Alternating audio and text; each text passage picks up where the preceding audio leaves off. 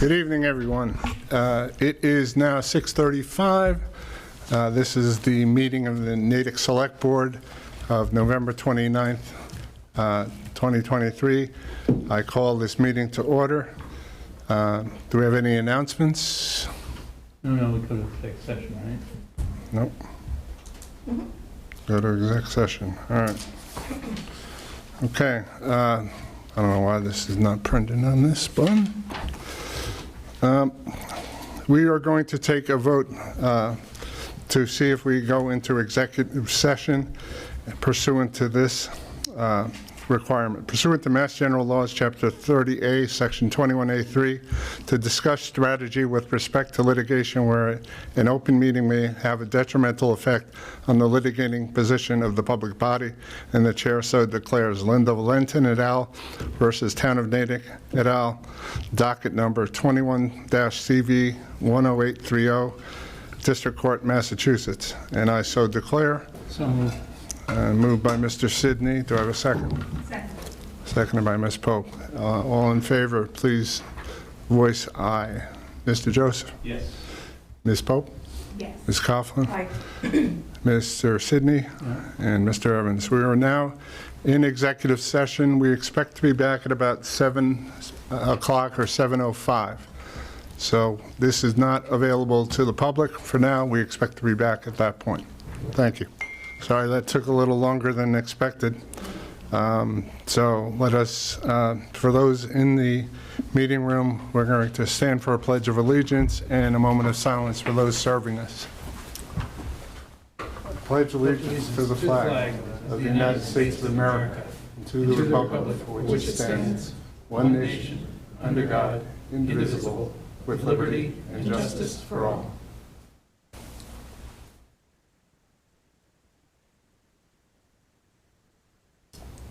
Thank you, everyone. Okay, first up, does anyone have any announcements on the board? Not? Okay, public speak. An individual may raise an issue that is not included on the agenda, and it will be taken under advisement by the board. There will be no opportunity for debate during this portion of the meeting. This section is limited to 15 minutes. And any individual addressing the board during this section, shall be limited to 5 minutes. Do we have anybody? Nobody in here? I don't see anyone with a hand raised online, so we'll move on. Bruce, did you announce that the meeting's being recorded by Pegasus? I did not. Thank you. It is, in fact, being recorded by Pegasus, as my colleague pointed out. Thank you to Natick Pegasus. So what happens when I go off script. Okay, next up is appointments. And the first one is the interview and appointment to the Commission on Disability, and Susan Gottlieb. If you would, she's on. I guess you will not go to the podium. Thank you. Could you please unmute and tell us a bit about why you're interested in the Commission on Disability? Sure. I would turn on my camera, but it is not allowing me to do so. I think you've turned me off. Well, anyway, good evening, and thank you for inviting me to come and talk with you. I am a 45-year resident at a count of Natick. We moved here when our oldest child was 3, because we had heard there were good schools, and turned out it was correct. I am the parent of 2 sons. My younger son is an individual with disabilities, so my about 40 years have been spent both personally and professionally in thinking about and trying to make systems and individual places more inclusive. I'm recently retired from the Massachusetts Department of Public Health.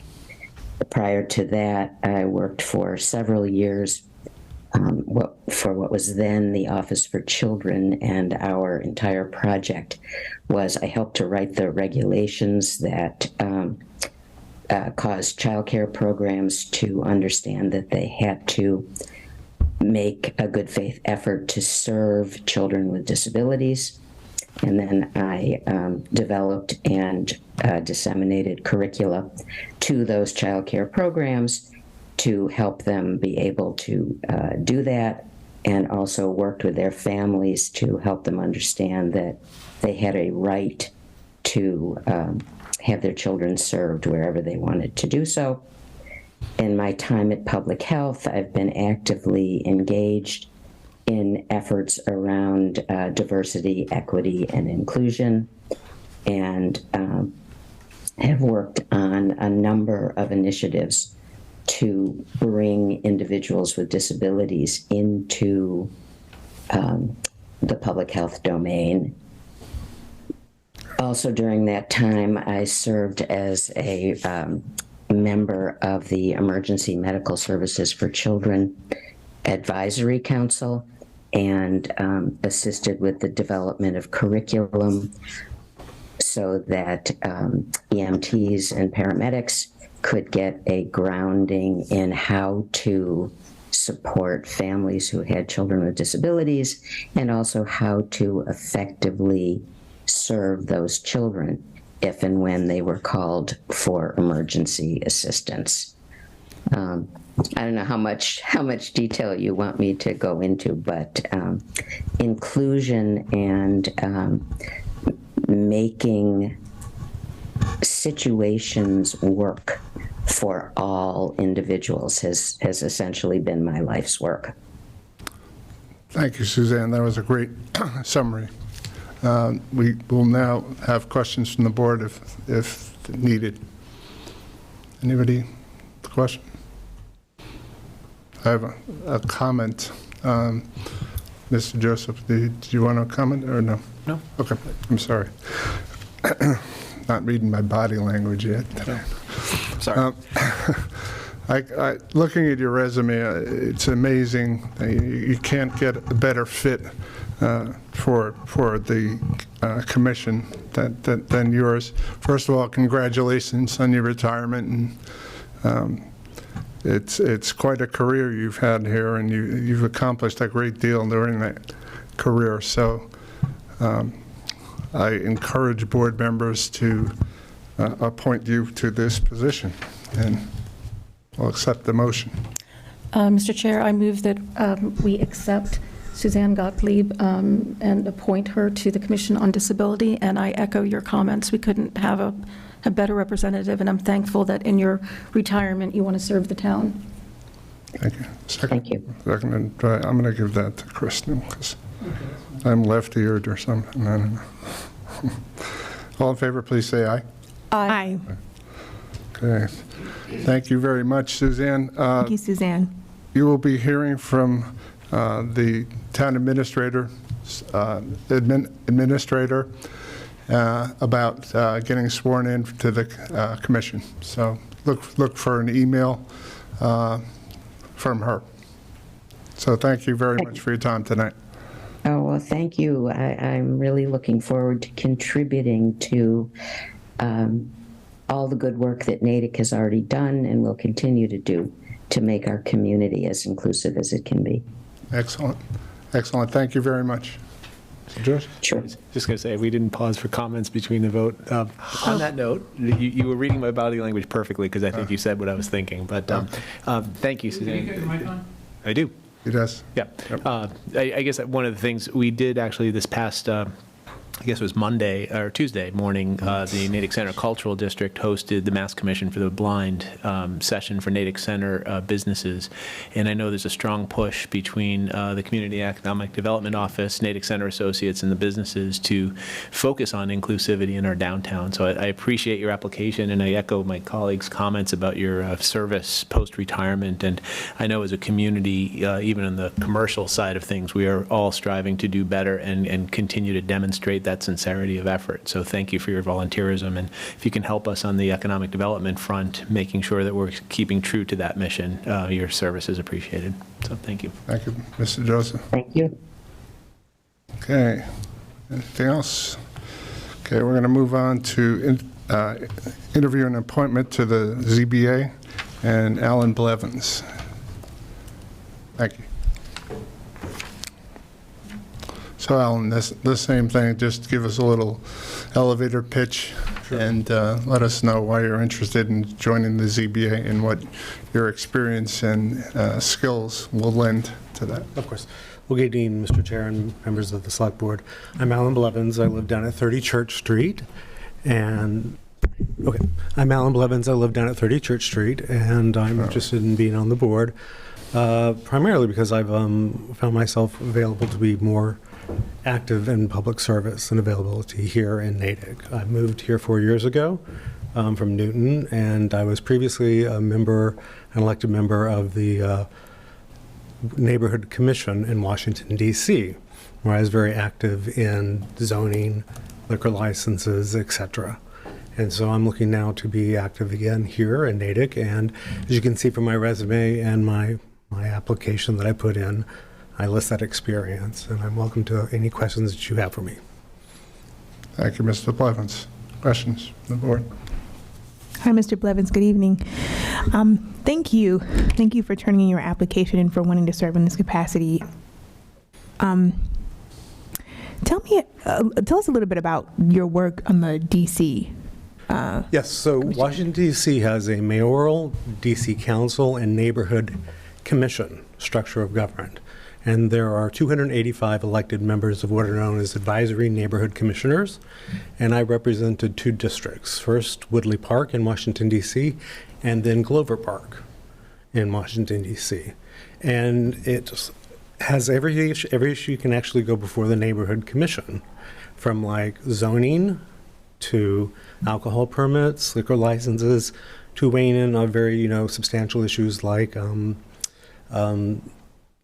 consumer affairs and ordinances. Everything first goes to the neighborhood commission for review and then bounces up to the DC council and the various boards. And so I represent a constituency of about 2,000 in each district, and rather enjoyed it. Thank you. You're welcome. Any other questions? Richard? No? I've got a couple. Just wanted to sort of put this out there. In the past few years, there have been a number of teardowns in various Natick neighborhoods. In viewing ZBA meetings, numerous residents have expressed concerns with recent Section 6 findings that, in the view of the residents, detract from the character of their neighborhoods. Given that most of Natick's housing stock is pre-existing non-conforming zoning, this is a serious issue. So what would you think are the most important elements in the ZBA's eyes to support redevelopment, but keep in mind the concerns of the residents who already live in these neighborhoods? Of course, of course. Well, every issue is a case-by-case basis. And so looking at the individual project that would be coming before, like ZBA, I would look at it neutrally and also respectfully and mindfully of who the neighbors are, where they live there, and what purpose the redevelopment project would do, and what type of impact it would have on the neighborhood and on the neighbors. So that's how I'd approach it. Okay, thank you. There's a related question, which is, as a ZBA member, what steps would you take to help Natick maintain its workforce housing and not price residents out of Natick? So affordable housing, diversive, inclusionary housing is very, very, very important to me. I believe I'm a strong advocate of inclusionary zoning and also affordable housing for our residents and myself. I would approach it as such. Okay. Thank you. Further questions from the board? Does anybody have a motion? Move to appoint Alan Blevins to the Zoning Board of Appeals. Do I have a second? Second? I just have in discussion. Sure. I think that your That's description of the neighborhood commissions will be very good background for what you'll see coming. I served on the ZBA for 5 years, and I think that will serve you well. Thank you. And I just, sorry, I have to turn my mic on. I really appreciate seeing new people stepping up who actually have relevant experience and are willing to serve. I think it's great, and I really appreciate your volunteering, and I wish you the best of luck. Thank you. Thank you. It's appreciated. Yes. Thank you. Paul? Or- I echo the competencies. I mean, I loved critical reading preceding critical thinking. And based on your sort of pastoral background, most critical is listening. I think, as I've learned, and many of us have learned in public service, half of the time it's just being heard is what the public needs and community, and the ZBA role in particular. So I think you're a perfect fit, and it would be a great compliment to the ZBA. Thank you. Kristen, you have any? Okay. Most of, I agree with everything that's been said, so there's not much that I will add, but to echo the thanks for you stepping up as a relative newcomer to town, and appreciate it. And again, you will be getting a letter. I'm not sure if it's a letter or an email or both from the Select Board's office that will talk to you about swearing in, et cetera. Can't vote. Got to vote, right? You do have to vote. We have to vote. Yeah. It does happen that way sometimes. Rambo. See, you guys were so effusive that you threw me off there. He's Okay. been traveling. He's been on Yeah, I am. vacation. My mind is somewhere over in the Midwest somewhere. Anyway, so all in favor, please say aye. Aye. Aye. Thank you, Okay, Natalie. now you're official. Now all that stuff I said just then is applicable. All right. Thank you for jumping in, my fellow board members. Okay, next up is the Community Preservation Committee interviews and appointments. There, I'm going to read just a sort of framing of this. It's not too long, so hopefully you'll bear with me. Thank you for applying to the CPC. The board and the town are very hopeful that this committee will manage these funds well and identify the best use of these monies. As you know, the focus areas of the CPA are historic preservation, affordable housing, and preserving open space and recreation. This committee has representatives from the Conservation Commission, Recreational Parks Commission, Historical Commission, Natick Housing Authority, and the Planning Board. So we're looking to appoint residents who have similar or strong complementary experience. We're going to interview applicants in alphabetical order and interview all applicants prior to motions for appointment. We have 6 excellent candidates who've come forward, but only 4 slots, so 2 candidates will be disappointed. I can only say that it will be a difficult decision for us, and the board hopes that you'll continue your interest in these areas or consider other committees. The interview order starts with Stephen Cosmos, who I think is online. So if we could unmute Stephen. And if you Good evening. Good evening, Stephen. If you could give us a sort of 1 minute or less, if you'd like, summary of why you think you're a good fit for this committee. Great. Well, I am very excited that Natick has finally adopted the CPA. As I'm sure you know, a while ago, it was rejected in town.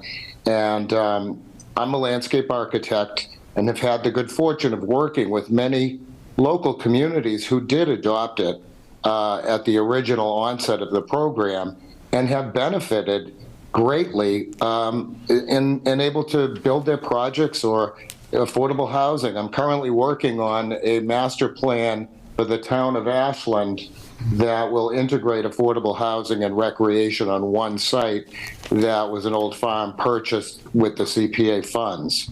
So I've seen a lot of good community projects go forward, and I'm really happy that Natick will have the opportunity.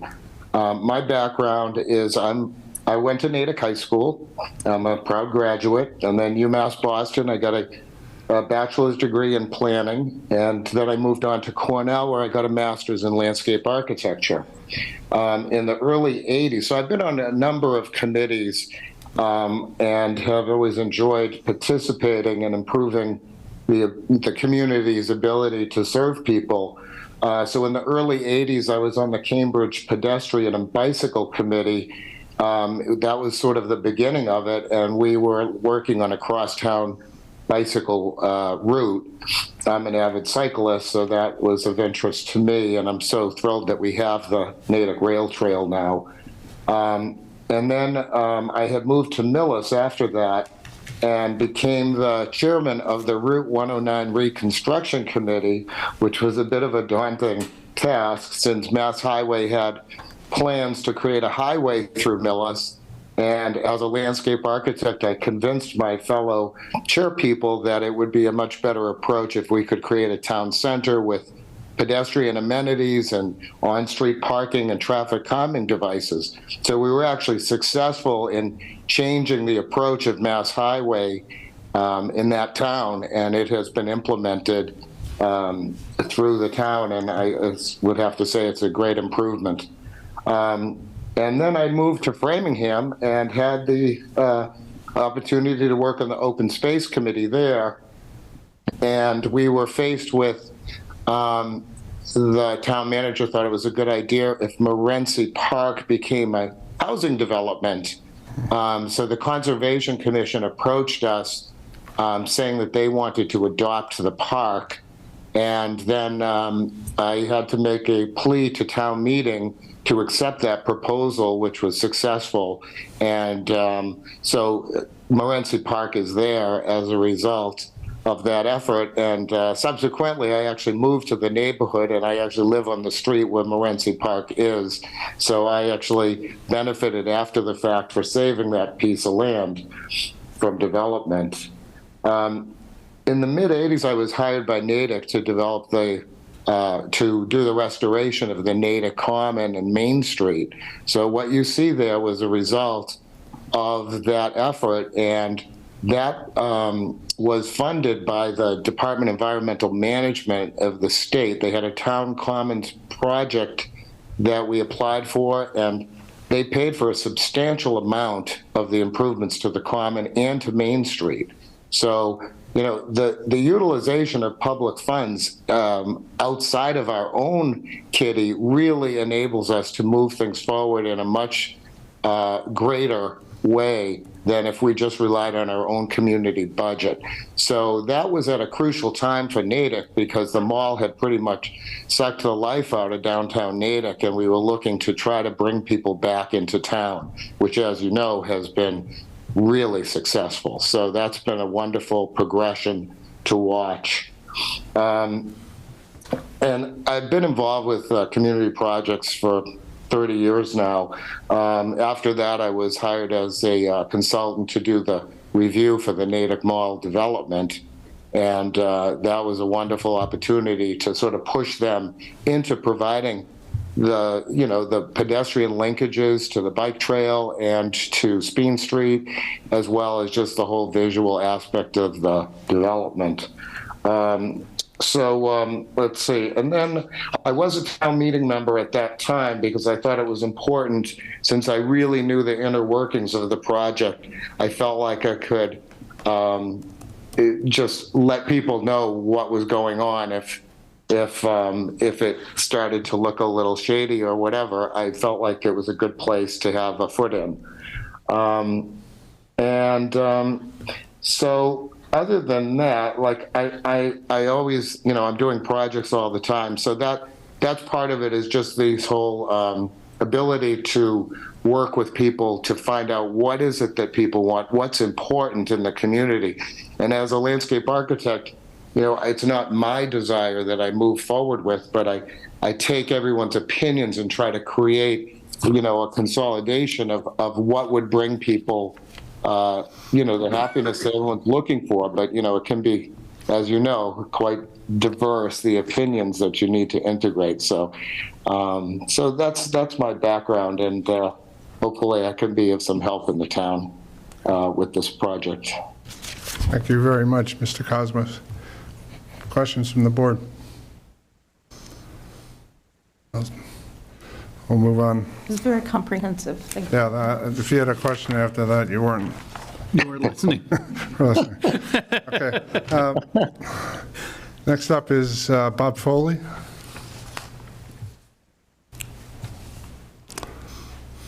Same thing, Mr. Foley, just introduce yourself and express why you think you're a good fit. Thank you. I'm Bob Foley. I live on Whispering Lane, which is off of Cottage, so that's Precinct 10. The Community Preservation Act gives the town a chance for a power boost, which is going to be above what our normal budget is. And there are a lot of good reasons the town cannot tackle everything that a Community Preservation Committee can, but it does allow an opportunity to extend our well-being. I used to live in Needham, which has had Community Preservation Act for quite a few years, and they're able to fund things that they're not off budget, but sometimes they're studies, sometimes they're pilot programs, and they're able to do things and start programs. So that's my interest in the committee. As to what I bring, I think over the years I've been a serial volunteer at nonprofits, which include Appalachian Mountain Club, a rail trail organization. I'm a trustee at the Bacon Free Library. So those are 2 or 3 subjects of the 4 within the committee. What I don't offer is expert knowledge in any one of the subjects on the committee. We already have 5 members of the town employment who are on the committee in their areas. I think what I can offer is a little broader thinking and listen to what could work in the town best over time, whether that's affordable housing or one of the other 3 subjects. So over the years, in various professional organizations and nonprofit work, I think I've been a decent listener. And I think I can second the prior speaker to say that it's not particularly my personal interest that would drive things. It's rather what's going to be best for the group over time. So maybe I'll stop there. I'd be happy to take questions. Okay. Questions from the board? Mr. Joseph. Thank you, Mr. Chair. And thank you for your application, Mr. Foley. Just 2 quick questions, and it's kind of a general one. I know we've got such a deep pool of applicants for these positions, and you're really trying to figure out sort of the comparisons. And I appreciated what you just said about being more of a sort of a generalist view of things. With the CPA funding and our sort of restrictions or guidance on how it can be spent, do you see any situations, especially as we're going into the development of the South Natick Dam area and re-landscaping that? My understanding is the Bacon Free Library is going under or has gone under a capital plan? Hasn't yet, might come. It's intending, yeah. So my concern as time goes on, any concerns about conflict of interest or overlapping interests, because CPA obviously covers the entire town, whereas there's going to be some hyper-focus based on your other responsibilities as a trustee. No, thank you. It's a fair question. I think I'm hypersensitive to conflict of interest matters as a lawyer.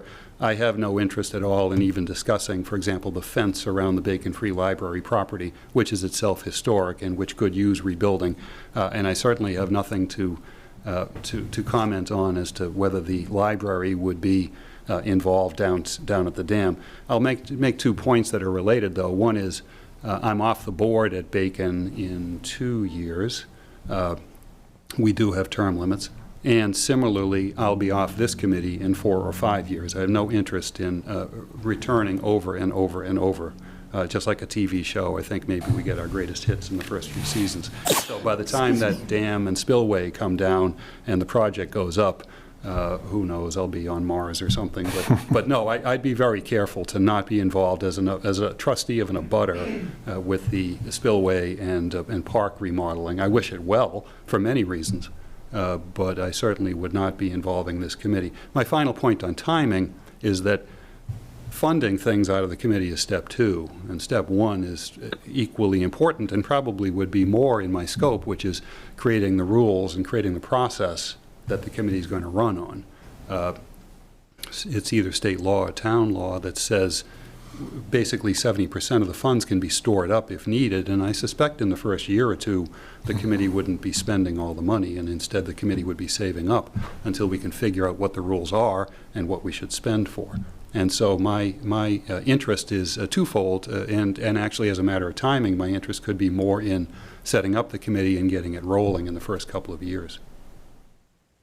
That was very thorough and appreciate the answer. As a political reboot myself, I appreciate the greatest hits comment too. So I'm soon to be retired again. I guess that, and that's, it was less, I guess, more of conflict, less of a conflict of interest and more of a political question, because I think that is going to be a community, sort of the community scrutiny of where are the interests of this money going, right? So there's a lot of attention right now with whatever does happen down there. And I do think there's a tremendous opportunity for us to collaborate with the Bacon Free Library on that redesign and do more holistically as well. So, but your answer, I think, was pretty articulate, and I appreciate that you're sensitive to the issues. Thank you. So, thank you. Mr. Joseph, anyone else? Thank you very much, Mr. Foley. Appreciate you coming here. Next up, we have Sarah Hanna. And if I say ditto, is that too much shorthand? That's fine. Okay. Bring Thank this you. down a little as a short person. Good evening. So I've been involved in various volunteer activities in this town for over 20 years.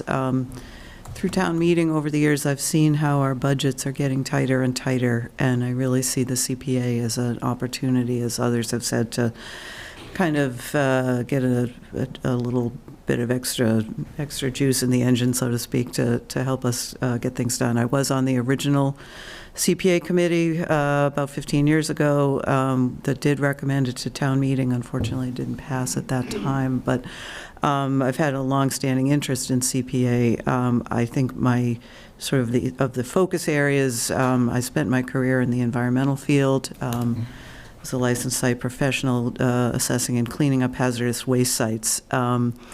And that is a complicated field. It involves all kinds of different components. It involves public involvement. It involves a lot of moving parts, and I think that's a lot of what I would bring to the committee, more than exact technical expertise in redevelopment of historic properties or something. It's the ability to look at a complex collection of information and make sense out of it, to listen to various perspectives and points of view and listen respectfully and try to synthesize it all into something for the benefit of the town. As I say, I've been on the CPA committee. I was on the original incarnation of the Trail Maintenance Committee. So, probably of the three CPA areas, open space is probably the thing I know the most about. I have been doing volunteer work down at the Historical Society. Certainly in terms of affordable housing, my kids haven't been able to afford housing here in Natick, so I absolutely am very concerned about the affordability of housing here in Natick.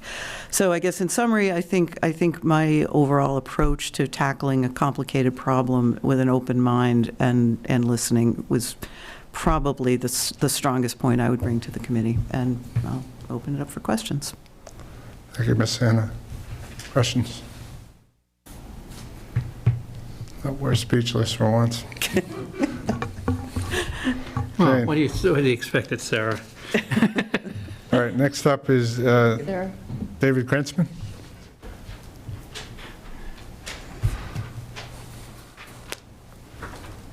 Good evening. Mr. Krentzman. I have a few minutes to say something, Bruce. Do. As Okay, much so time my as- name is David Krentzman. I live at 97 Woodland Street here in town. And my family and I have lived in town for almost 40 years. And during this time, I've served and continued to serve the town in a number of capacities. 20 years on town meeting, 13 years on the board of the supporters of Sassaman Trace Golf Course, 6 years on the Cultural Council, 5 years on the Safety Committee, 6 months on the Finance Committee, 26 years as a volunteer at TCAN, and many years as an advisory member of the Natick Community Organic Farm Board. I've enjoyed living in Natick and watching our community grow and add amenities that have made the quality of life better for all of us. I'd like to continue my service to the town by being a part of the decision-making process on the recommendations that the CPC sends to town meeting concerning historic preservation, open space, recreation, and affordable housing. I believe that historic preservation matters because it is important that we honor our past as we build for the future. And I know that providing more open space and more recreational opportunities is important to help relieve stress and preserve the nature of Natick so that every vacant piece of land doesn't become another development. And I feel strongly that supporting affordable housing means that Natick will continue to have an economically and socially diverse population. And I can give examples of many of these areas in which I've worked if you'd like to take a little more time with me. But I do believe that my background of service and my collaborative nature will be an asset to the committee. Thank you for your consideration. Thank you. Thank you, Mr. Krensman. Do you have any questions from board members? No. Okay, moving right along. Thank you. Thank you, Mr. Krensman. Next up, we have Jose Montemayor. Hopefully, I'm not mispronouncing that. That's fine. Good evening. My name's Jose Montemayor. I'm a resident of Natick over at 169 Union Street. I also happen to work in Natick at Scrub-It-Up Auto Wash over on Oak Street. And I've been fortunate to live in this community for quite a few years now. And the reason I'm interested in this committee is because I'm very passionate about historic preservation. My wife and I, Elizabeth, our first house was in Marlborough, where we bought a Victorian that had been fire damaged, dilapidated on the inside, required total renovation, and we had a great time researching, fixing it up, finding tradesmen, finding appropriate materials, and it was wonderful. And since then, we became members of National Trust for Historic Preservation. And more recently, I've been volunteering with Preservation Worcester on their Endangered Structure Committee. And it's just something that I'm just very keen about. Aside from that, I can see from my own staff here at Scrub-A-Dub that there is a tremendous need for affordable housing. Natick is very expensive. There are very few developable parcels of land, and hopefully with CPA funding, there'll be the resources to expand that for the benefit of the long-term residents here. And, you know, that's something that it's a shame to see our long-term people have to leave the community because they simply can't afford to live here. Aside from that, what I bring to the committee is my financial expertise, great education at Boston University, University of Michigan. I know all the ins and outs of finance, accounting, treasury. I bring relationships with financial institutions, with insurance companies. So if there's any aspect of analyzing potential opportunity, evaluating the consequences of getting an easement, of buying a property, or redeveloping a property, then those skill sets might be valuable. Any questions? Thank you very much, Mr. Montemayor. Questions? Okay. Thank you for your time. Thank you very much. That was very comprehensive. And last but certainly not least is Bill Ramage. Thank you. My name is Bill Ramage. I live at 14 Bellevue Road near Pegan Cove. I am on Precinct 4. I'm here to try to make your job more difficult by listening to the 5 good candidates before me and hope to make that 6. My wife and I moved to Natick in 2014 to be closer to my daughter and 2 granddaughters. I feel what I bring is a lifetime of public service. I worked for the state of New York for 30 years, and I've done volunteer work while living in Albany, near Albany, New York, and in a variety of areas. And I've laid that out in gory detail. I think mine was the longest pitch, so I'll let you read that at your leisure. So I feel like I'm a good fit in that I do have volunteer experience in each of the areas that are covered by the CPA, and this is an opportunity for me to give back to this community, which I just am blown away by the amount of volunteer effort from you folks and all the boards and folks that work and live in this community. I am well credentialed. I have an MBA and I was a CPA. I'm retired now, so I haven't kept that up. and I also was a certified internal auditor. So what I bring, I think, is an ability to evaluate projects fairly and impartially. I have no strong interest in one area over another, but an interest in all of them, and they're all important. So again, it's evaluating conflicting priorities and trying to figure out what gives the taxpayer the most benefit for the dollar. So with that, I'll throw it open. Thank you, Mr. Ramage. Questions?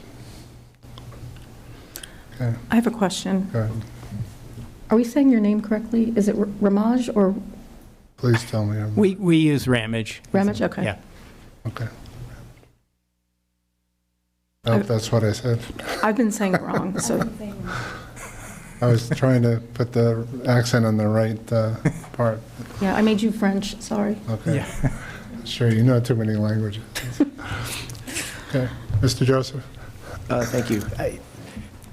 I wasn't going to ask a question, but you opened the can of worms at the last sort of later comment. So given, well, no, it's a good question, and I regret it dawning on me at the end of the 6 of you coming up, but this notion of balancing decisions, you look at return on investment to the taxpayer as part of it. Where do you see the biggest challenge for the CPC in terms of mapping its decisions against varying sources of input from the community? Other than return on investment for the taxpayer, is there anything else that comes to mind in terms of a qualitative or criteria? Well, one of the things that needs to be considered is what other potential funding sources can supplement or magnify the benefit of any particular project. So if there's other funds available that could be other than town funds, but town funds as well, so that the CPA funds are maximized. One of the things that I'm interested in seeing how it plays out is that 5 of the 9 members have a vested interest in a good way, in that they represent the various pieces of this puzzle.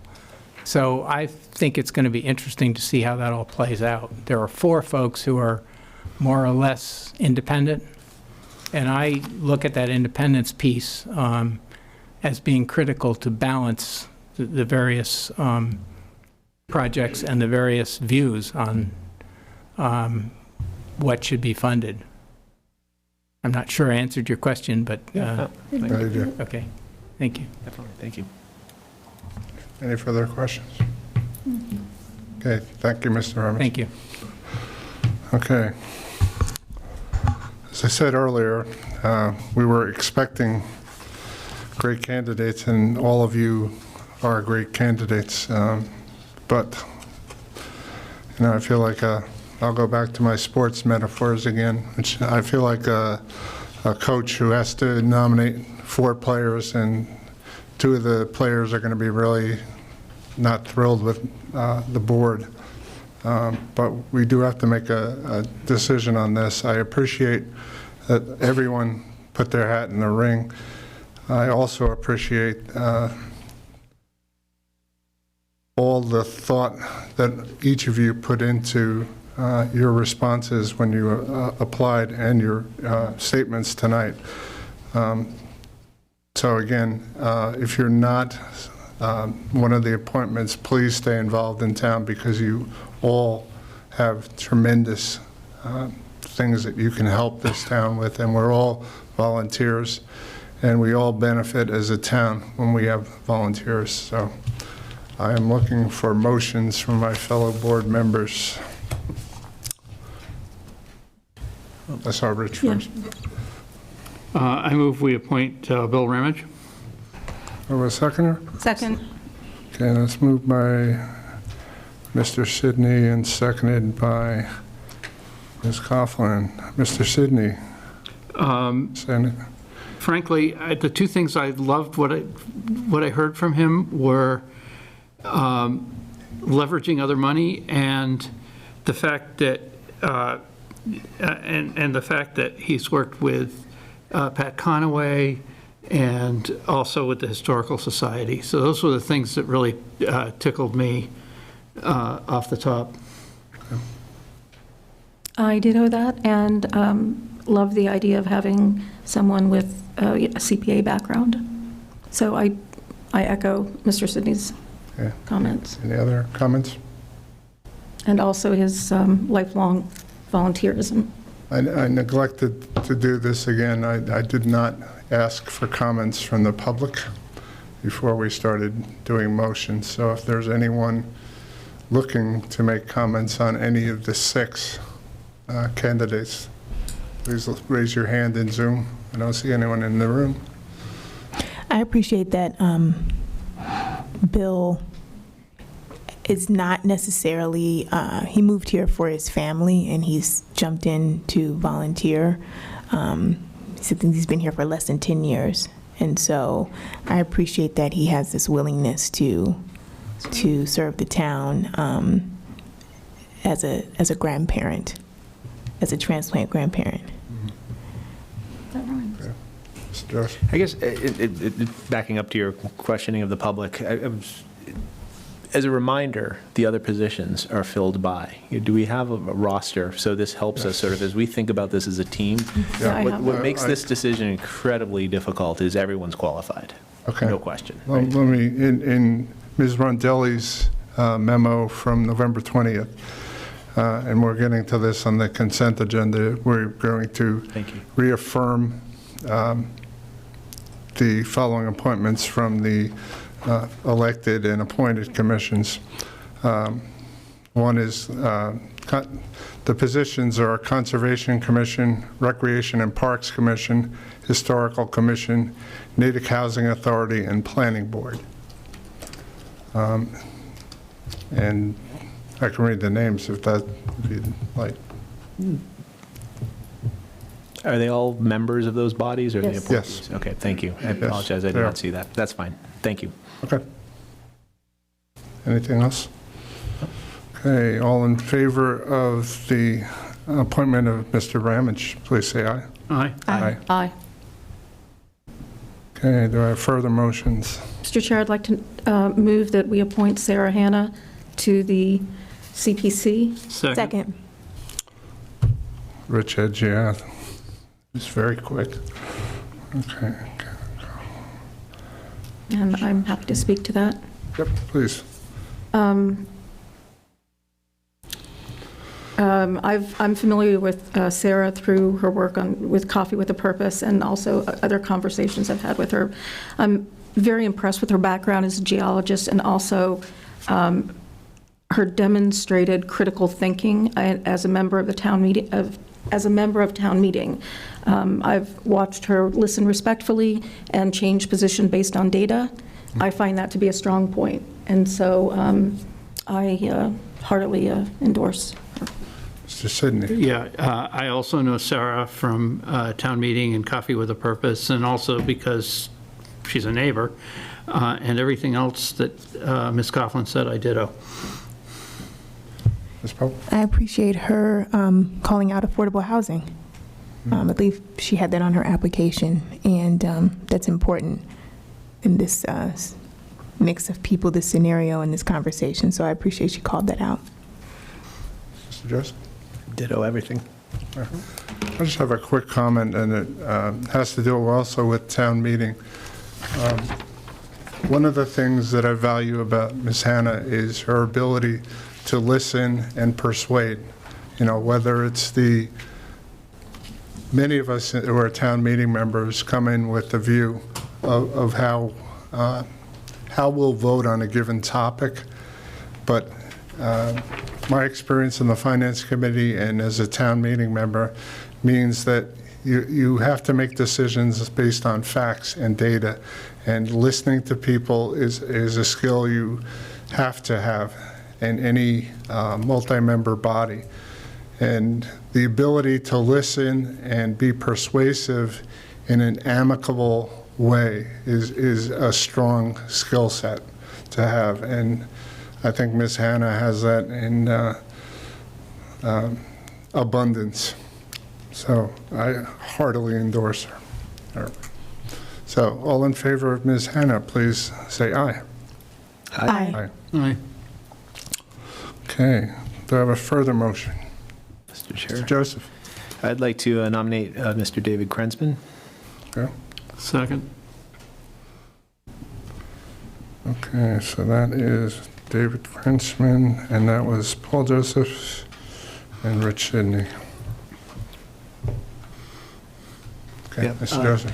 I think echoing some of the relevant points for me, I think it's, long time involved in the community in a variety of ways, spanning the arts, spanning recreation, spanning open space. I know multi-generational family presence here. I think it's important to have, and it's just in addition to his consulting and professional background. I mean, does he layer that on top of it? Again, I think everyone among this pool has a lot of depth to offer, but I think Mr. Krensman in particular is deep in a variety of areas over a long period of time, and for me, that longevity and balance will help complement the financial and some of the more analytical aspects of the role. Mr. Sidney. Yeah, in addition to that, I've been listening to safety committee meetings lately, and he has a really deep understanding of how the town flows as a result of him being on that committee, and where I think that will lend something to how he thinks about projects that come before the CPC. So I wanted to just add that in. I think that's an important perspective. So. Thank you, Mr. Sidney. Any other comments? Okay. I am going to keep my comments brief, but all the things that I know Mr. Krensman very well. He's a much better golfer than I am, but I will not penalize him for that. But I believe that Mr. Joseph is correct in that he has substantial experience, and he brings a perspective that isn't just numbers-based, it's quality of life-based. His entire family, I think, is all located in Natick now, or Newton, one of them, anyway. So he's got a vested interest in seeing things through here. So I would support his nomination. Any other comments? Okay, all in favor, please say aye. Aye. Aye. Aye. Any opposed? We're at 5-0-0. Okay, further comments? Mr. Pope? Would like to make the motion to support Jose Montemayor. Second. Okay. So that was Kristen, Ms. Pope and Ms. Coughlin. Ms. Pope?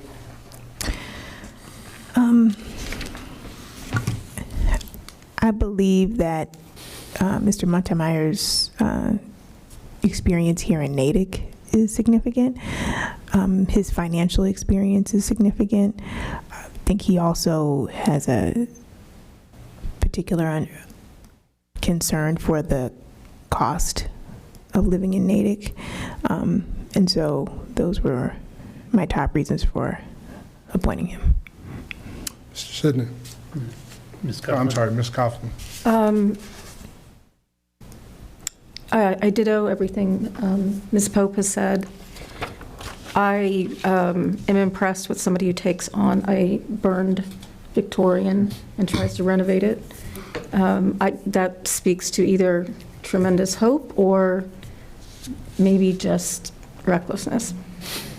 But I do appreciate that, and your passion for preservation and historic preservation, but also importantly that you work with a population that desperately needs housing in Natick. And I see, or I hope to see that represented. This was, well, I'll save that for closing, but those are my comments.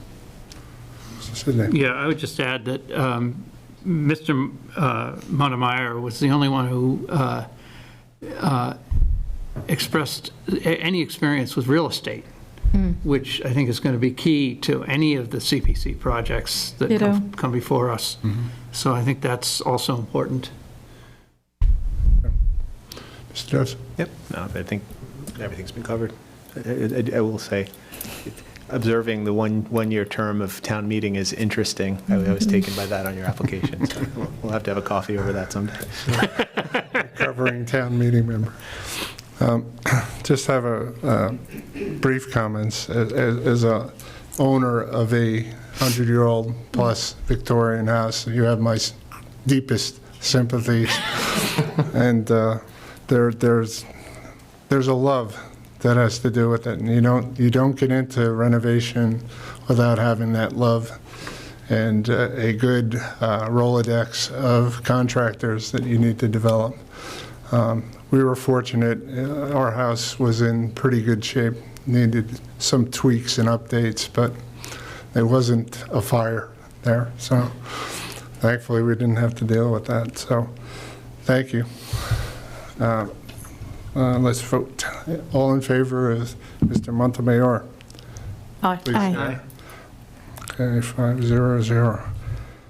Again, Mr. Cosmos and Mr. Foley, we appreciate your coming forward, and I sincerely hope that you'll stay involved in one way or another, because both your experiences and interests will be valuable, even if it's attending these meetings as they're getting set up.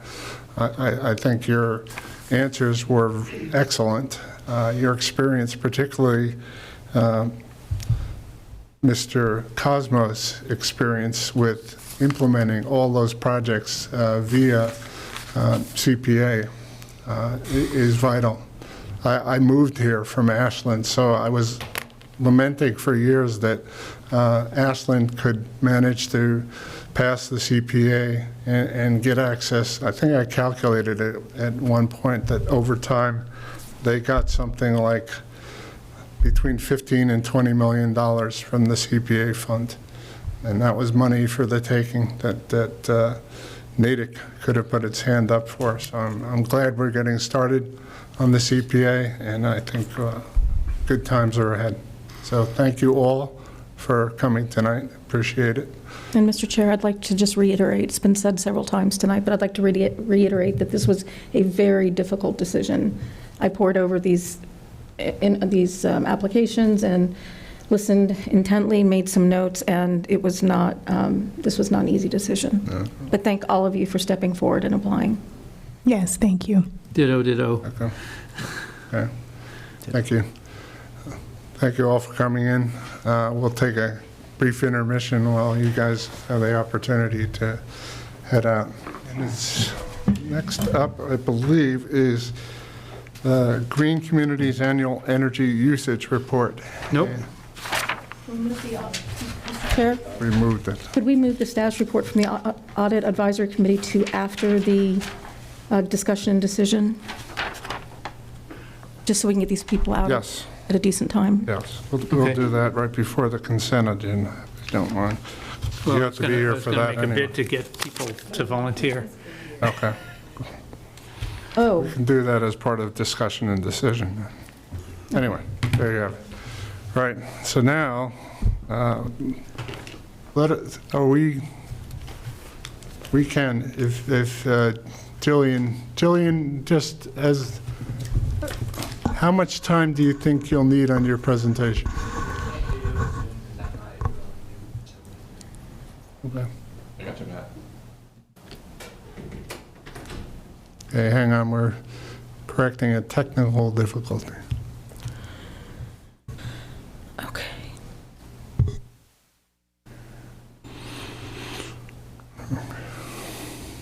Sorry, Rich, I had it. We're on the other side, and turn the page over.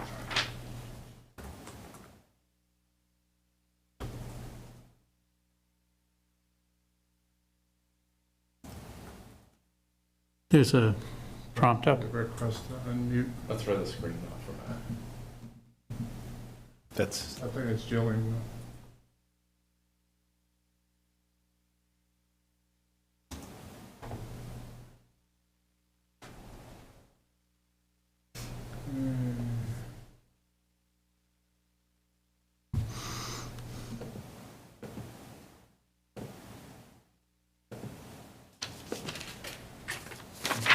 tell me the host isn't allowing people to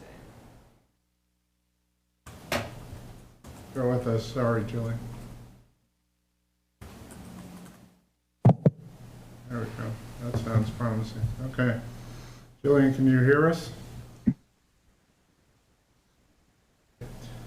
She can't hear us.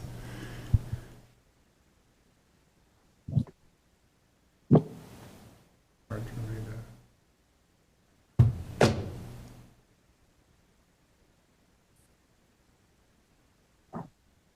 That's something we can correct on the screen, John? I just asked Joan to.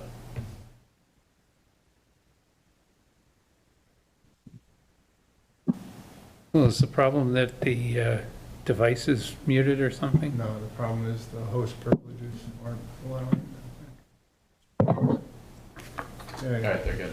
Jillian, can you hear us now? Awesome. Would you please go through your Green Communities annual energy usage report, please, your presentation. Great. Thanks for having me. Jillian Wilson-Martin, Sustainability Director for the town of Natick. And I will just share my screen. So I'm here tonight to share with you a summary of our Green Communities annual report. I've been coming to the select board to do this is my 9th year now. So this is a report that the town has been doing since 2010 when we became a green community. And as part of that, we have to show our progress on green communities requirements and share updates with green communities about different projects we are working on. Just as a reminder, the Green Communities Program is an opt-in program available through the state that allows Natick to access funding. In the past, we were able to access about $300,000 a year, and because we have received so much in funding, we're part of what's known as the $1 Million Club, but we're actually over $1 million, we're over $2 million in Green Communities funding, and we're only eligible at this moment to apply for $100,000 a year in competitive funding, with a couple of exceptions wherein we can apply for grants that are $500,000 every 3 years and just limit ourselves in applying every year. So we can do projects like the one we're doing at the Morris Institute Library right now, which is partially funded by the Green Communities Program. Stepping back a little further from funding are the criteria that is required by Green Communities that's listed here.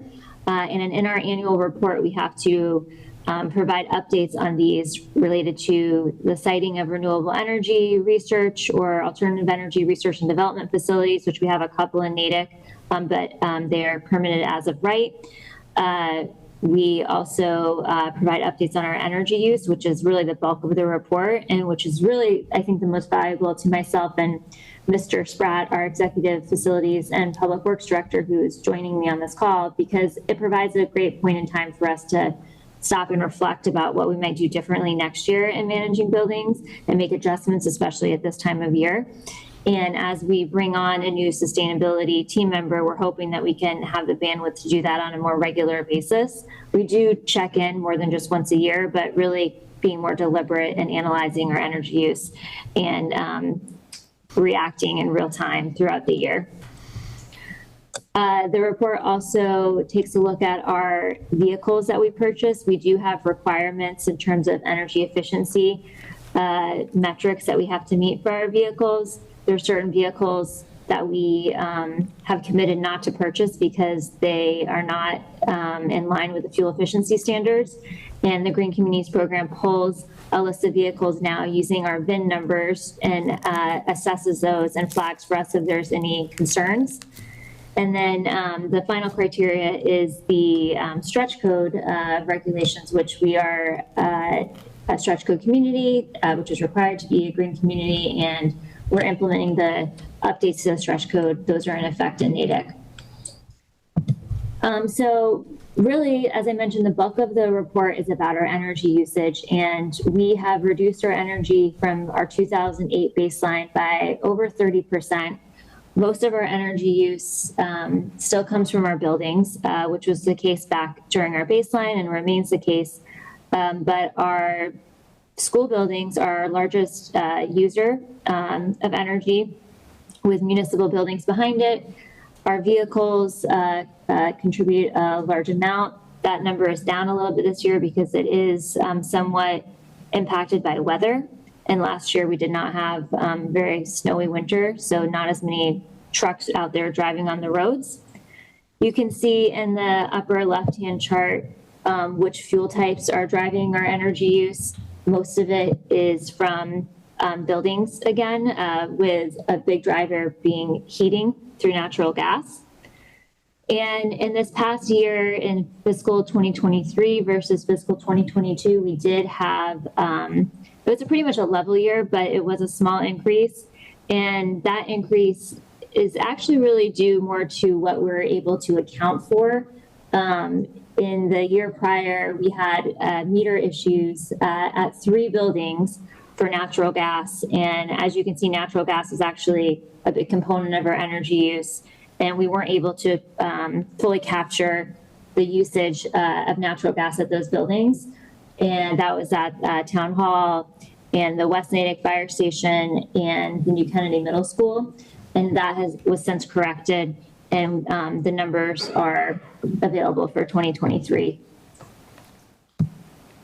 The other thing we talk about in our Green Communities Report are energy conservation measures that we've been taking.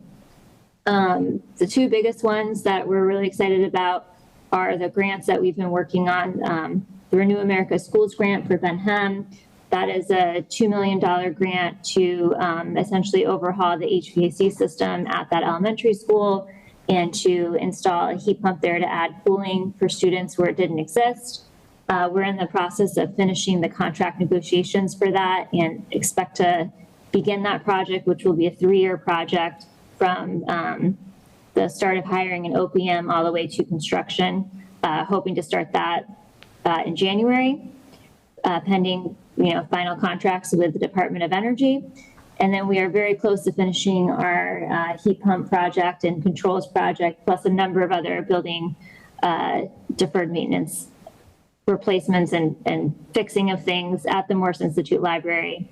That project has been ongoing. There's issues with supply chain things, but we're close to finishing that, and we're really excited about that. And we have a lot of different studies happening to help us plan for the future, so that way when there is a grant opportunity or when we're using we're planning out what we want to do with the capital program, we have a clear idea of how we can best optimize HVAC replacements and our electrification and energy efficiency goals. So the last thing that I have on here is just what's next for Green Communities. I mentioned this in a recent meeting around the Net Zero Committee, but there's a new program, it's essentially Green Communities 2.0, called Climate Leaders. And we are investigating this and working to figure out if it's a good fit for Natick. One of the requirements is to adopt the specialized opt-in building code. And last night, another neighbor of ours actually did opt into that. Weston voted in favor of that. So we're starting to be almost surrounded by communities that have adopted the code. Weston, Wellesley, Sherborne, Wayland is anticipated to pursue it in the spring. And we're awaiting information from Green Communities on what additional funding opportunities would be available. At this point, they've said that there would no longer be the limit in terms of if you have over $1 million in grants that you've received, with the Climate Leaders Program, you would be eligible to apply for the $300,000 a year with no limit based on your past grant successes. And they're looking to find other ways of funding the program and working with the legislature on that. So that is the report, and I apologize that I didn't update the slide from last year, so Mr. Spratt's information is, or his title is wrong there. What I'm asking the board to do is to authorize the town administrator or his appointee to sign the Green Communities report that we will be submitting this week, and I'm happy to answer any questions that you have. Thank you, Ms. Wilson-Martin. Board questions? Ms. Pope? just wanted to say thank you. Okay. Well, I was going to say let you do that, but I'll say thank you. Thank you, Jillian. Mrs. Coughlin. Just great work, Jillian. Thank you so much for, all you do. It's much appreciated. Ditto. I've just got a couple things since Ms. Wilson Martin won't toot her own horn because she's very modest. She shepherded a lot of the work, the grant work, to get the Benham school application approved, and that was worth over $2 million to replace the HVAC system at Benham, and I forget the age, but it was only slightly younger than me. Next is the Morse Institute Library. That, again, had the supply chain issues that both Mr. Spratt as well as Ms. Wilson Martin had to overcome. A lot of obstacles in the way, and they kept it mostly on track. I have one small question which has to do with the 3-year project at Benham. What happens to the students during that time? Are they going to be displaced, or will they just be using a portion of the school, or is there a transition time? I know a lot of the work will probably be done when they're not in session, but I think the public would be curious to hear something.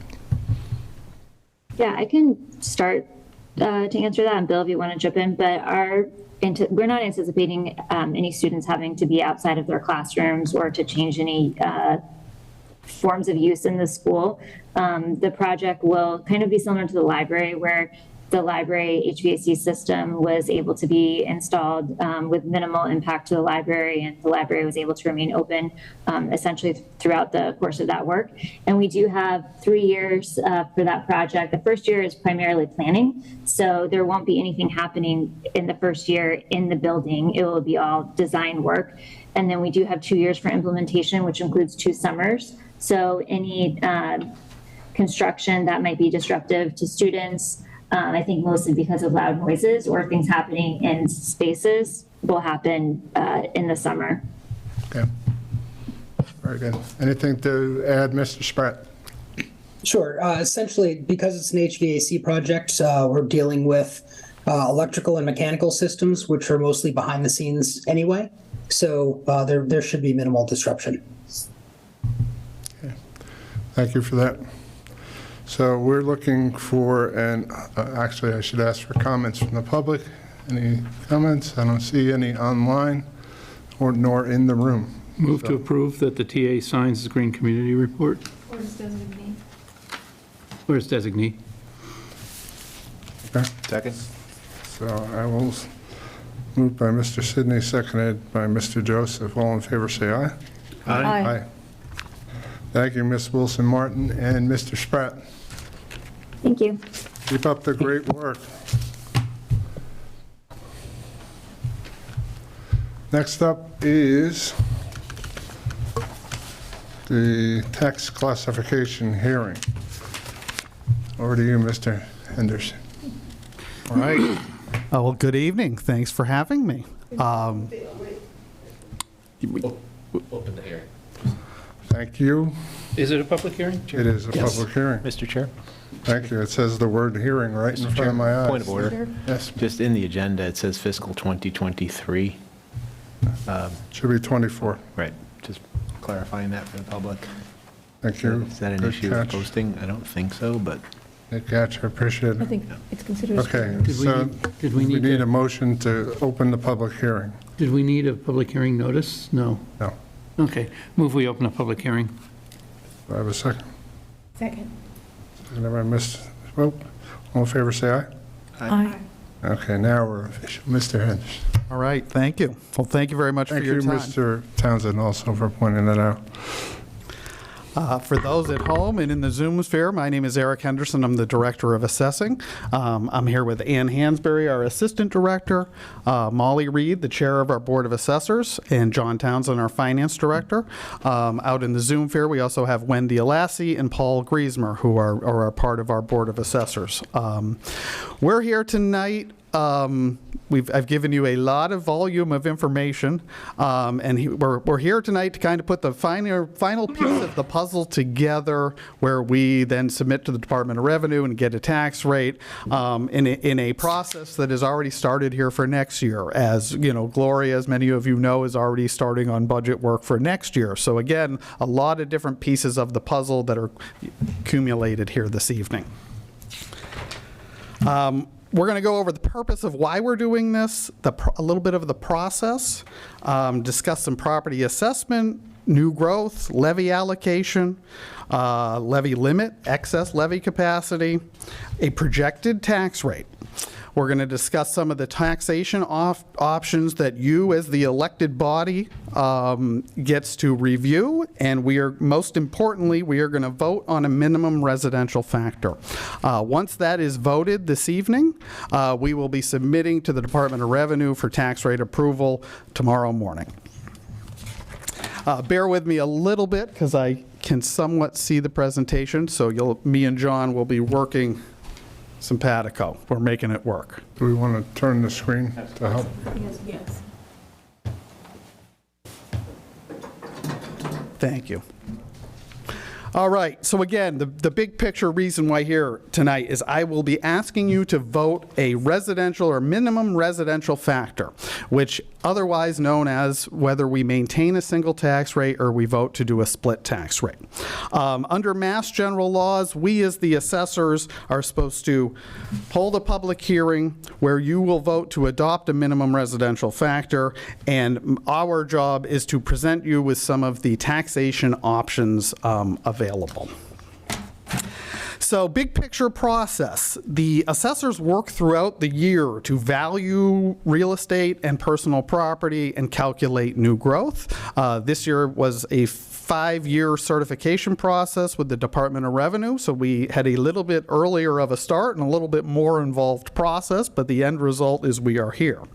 The assessors then submit and receive approvals kind of throughout the year, generally starting in September, early October of the fall, to the Department of Revenue. We work with the finance team to complete the recapitalization sheet, aka the recap. 7 business day waiting period after the close of town meeting, and then we hold this hearing. So then after this hearing, we submit all of our financial information to the Department of Revenue. They hopefully quickly turn it around and approve it, and then we get tax bills out the door by January 1st. So looking at our assessed value, our total taxable value is a little bit under $11.5 billion, a very big number, I would say. This is a 7.41 increase from last year's value that was roughly $10.7 billion. The average single-family home has increased to $817,380 from last year's number of $759,250. The median single-family home value has increased to $728,700 from $685,600. We always look at an average single-family tax bill because that's something the state and the Department of Revenue provide, so it's a comparative tool. I also like to utilize the median in assessing statistics. Most of our statistics revolve around the median because the average can kind of be skewed by outliers, high and low outliers. The median is what I kind of consider the most typical middle house, in Natick. This is probably what your average typical taxpayer will be looking at. New growth was certified at a little over $167 million in assessed value, which correlated to $2,121,472 in new tax dollars. We'll look at the levy limit here shortly and kind of explain the importance of new growth and how it kind of fits under the budget limitations we have under Prop 2.5. Levy allocation. So this is our pie chart that some of you have seen for many years here, which really shows the proportions of our residential tax base versus our commercial, industrial, and personal property tax base. We have seen some slight shifts over the last couple of years. In this case, it's about 0.5% towards the residential side. But for the most part, I always kind of say we're an 80-20 community. I will also note here that when we talk residential, we mostly think single-family homes, we think condominiums. Apartment complexes are also part of the residential piece of the pie, and apartment complexes and mixed-use properties that, you know, you have your first floor retail, your second and third floor apartments. They are some of the properties that have also seen a lot of appreciation here over the last couple of years. This looks at our levy limit and maximum allowable levy calculations. So this, in a nutshell, is the limitations placed on us as far as taxation under Prop 2.5. So basically, we are looking at last year's levy limit, add 2.5%, we add new growth, and then that gives us what our levy limit is. We then add in previously voted debt exclusions, such as Kennedy Middle School and the fire station, which gives us our maximum allowable levy of $140,840,859,000. Excess levy capacity is one of those things that the Mass General laws tell me to inform you every single year of. We actually did it a little bit this year to kind of show the rounding and how exactly it works, because we cannot have a $12.2654443 tax rate. So essentially, we're basically just dividing the assessed values against what our budget is, what our levy is towards tax levy to come up with a tax rate. We have to round down because otherwise we would be over our maximum levy, and the Department of Revenue would not allow that to pass. So that's why there is always a certain amount of excess levy capacity due to rounding. And the next slide is going to show that our excess levy capacity is $62,285.89. Our projected tax rate, $12.26 per thousand. This is down 38 cents from last year's rate of $12.64. Our tax rates have been consistently going down here for the last couple of years, which is obviously a correlation of the balance beam as values go up.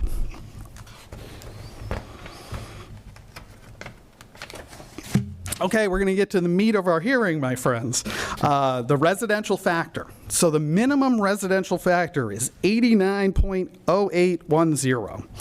This is essentially the factor that would allow a split tax rate towards the commercial, industrial, personal class up to 150%. So a residential factor of 1 would maintain a single tax rate of $12.26. A residential factor below 1 would result in a split rate. In FY23, 108 out of 351 communities elected to split the tax rate. The next slide illustrates some of the history of this, and admittedly, the slide on the left I stole from the Westboro assessor, Mr. Steinberg, who was a Natick resident and an excellent all-around guy. The single versus split rate has remained relatively consistent in this state for about 20 years, with an occasional community bouncing back and forth. So I just found this interesting and informative for this decision making. So again, we've had a slight shift onto residential, about 0.5%, but again, the overall pie remains the same. So when we talk about this potential split, in a nutshell, a 1% decrease in residential taxes equates to a 4% increase in commercial taxes. The best example is this chart, which is a lot, again, but it essentially shows the impact from the residential versus commercial class, at least in dollars and cents, if not necessarily the other potential impacts that this would could potentially cause. So while we need to vote on this minimum residential factor this evening, I'm also going to discuss two other taxation options with you that we'll go over without digging too into details. We're going to go over them in a nutshell. So one of our tax options is the residential exemption. The residential exemption is something that shifts the burden within the residential class. It's something that it benefits owner-occupied properties to a certain point. It does increase taxes on the aforementioned apartment complexes. It really provides a greater benefit to lower valued properties, and in fact there is a break-even point where you can qualify for this exemption as a resident, but if you have a higher valued property, because of the shift in the tax rate, you would still pay higher taxes. And I always try to say in assessing, higher valued home doesn't necessarily mean the greater ability to pay. In FY23, 18 communities utilize this exemption, and it showed in that chart. And this has remained relatively constant for the last number of years. There's been a few additions. This has always been something that has been done heavily on the Cape, where you have a lot of seasonal properties and a lot of non-residents, so they're shifting the tax burden onto those non-residents. It also happens a lot in Boston, Somerville, Everett, the city areas that have a lot of apartments and college kids and whatnot. Where we are a primarily single-family owner-occupied community, I can't say it would necessarily work all that well.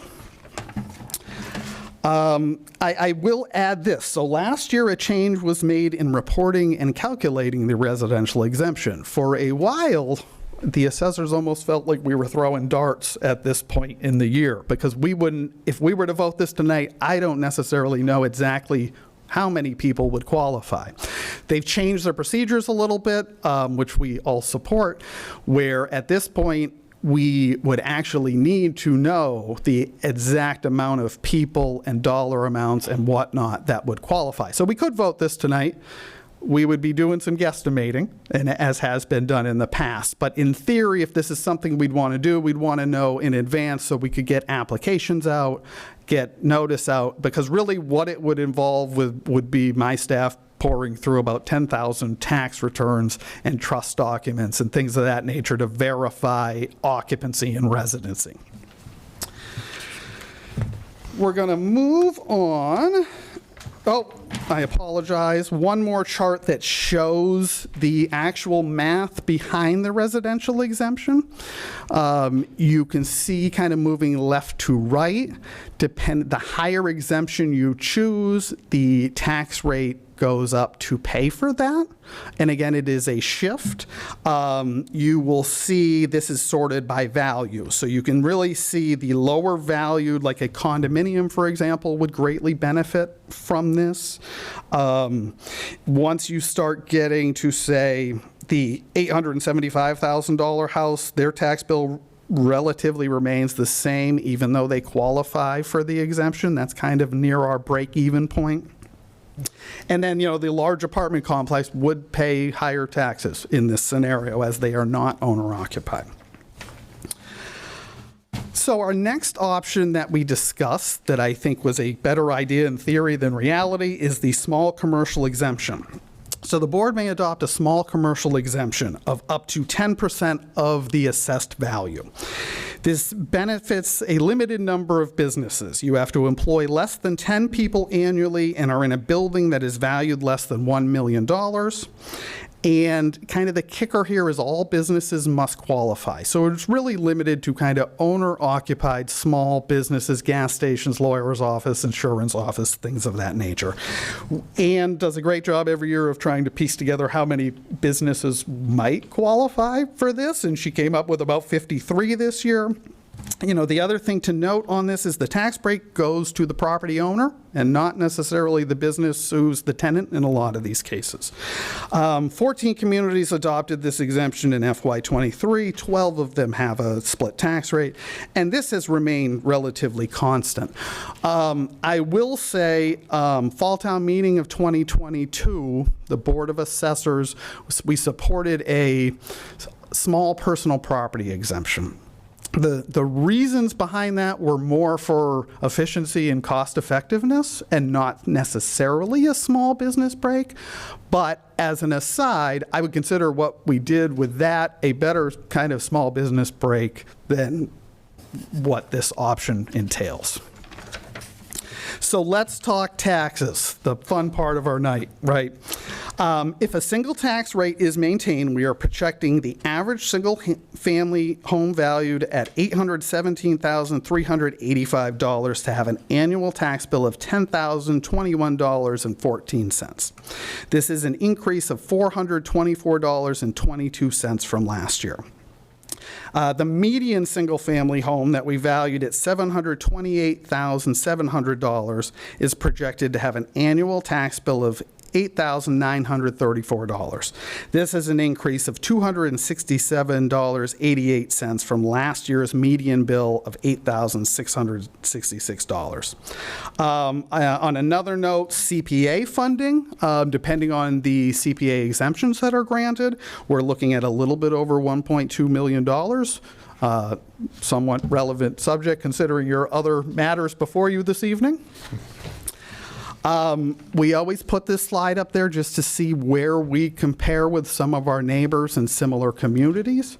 I think in general we have pretty good bang for our buck here, a relatively low tax rate with some pretty significant values also. But as far as comparatively speaking, that is what last year's average single-family tax bills look like, because again, we haven't gotten through the year yet, so we don't have the new numbers for FY24. Another thing with taxes is we always take a look at our top 10 taxpayers. Some of these have actually shifted over the last couple of years. We're seeing some of office and retail maybe stuff drop out of the top 10 and some of the apartment complexes pop into the top 10. Overall, our top 10 taxpayers pay a little over 11% of our levy. Our top 2 taxpayers, which are obviously the Natick Mall and MathWorks, pay a little bit over 5% of our tax levy. So anytime you guys hear me speak, I usually throw this out here. We do a lot with tax assistant programs. Again, thankful to Ann for really running these programs and doing a good job working with Susan Ramsey at the Senior Center and the COA to try to get out and promote these programs. So we get out there anytime we can and say it. There's a disabled veterans, blind individuals, low-income asset seniors. We have a good deferral program. The state just made some adjustments to their circuit breaker credit, and part of that was also increasing the income limits on the circuit breaker. That ties directly into our deferral program. We were at town meeting a couple years ago to basically index our program to that circuit breaker limit. And again, the deferral program is a program where you don't pay your taxes. They get set aside, they accrue at 2% simple interest, so a reasonable interest rate. And when you sell your house, unfortunately, when you pass away, that's when the town of Natick gets paid back. So when I hear the phrase, if I want to stay in my home, if that is the true goal, this is a good program that allows for that.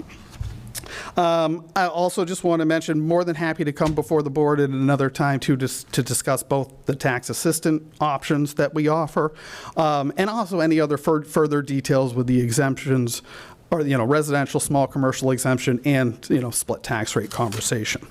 So finally, in conclusion, I ask the board vote and adopt the minimum residential factor.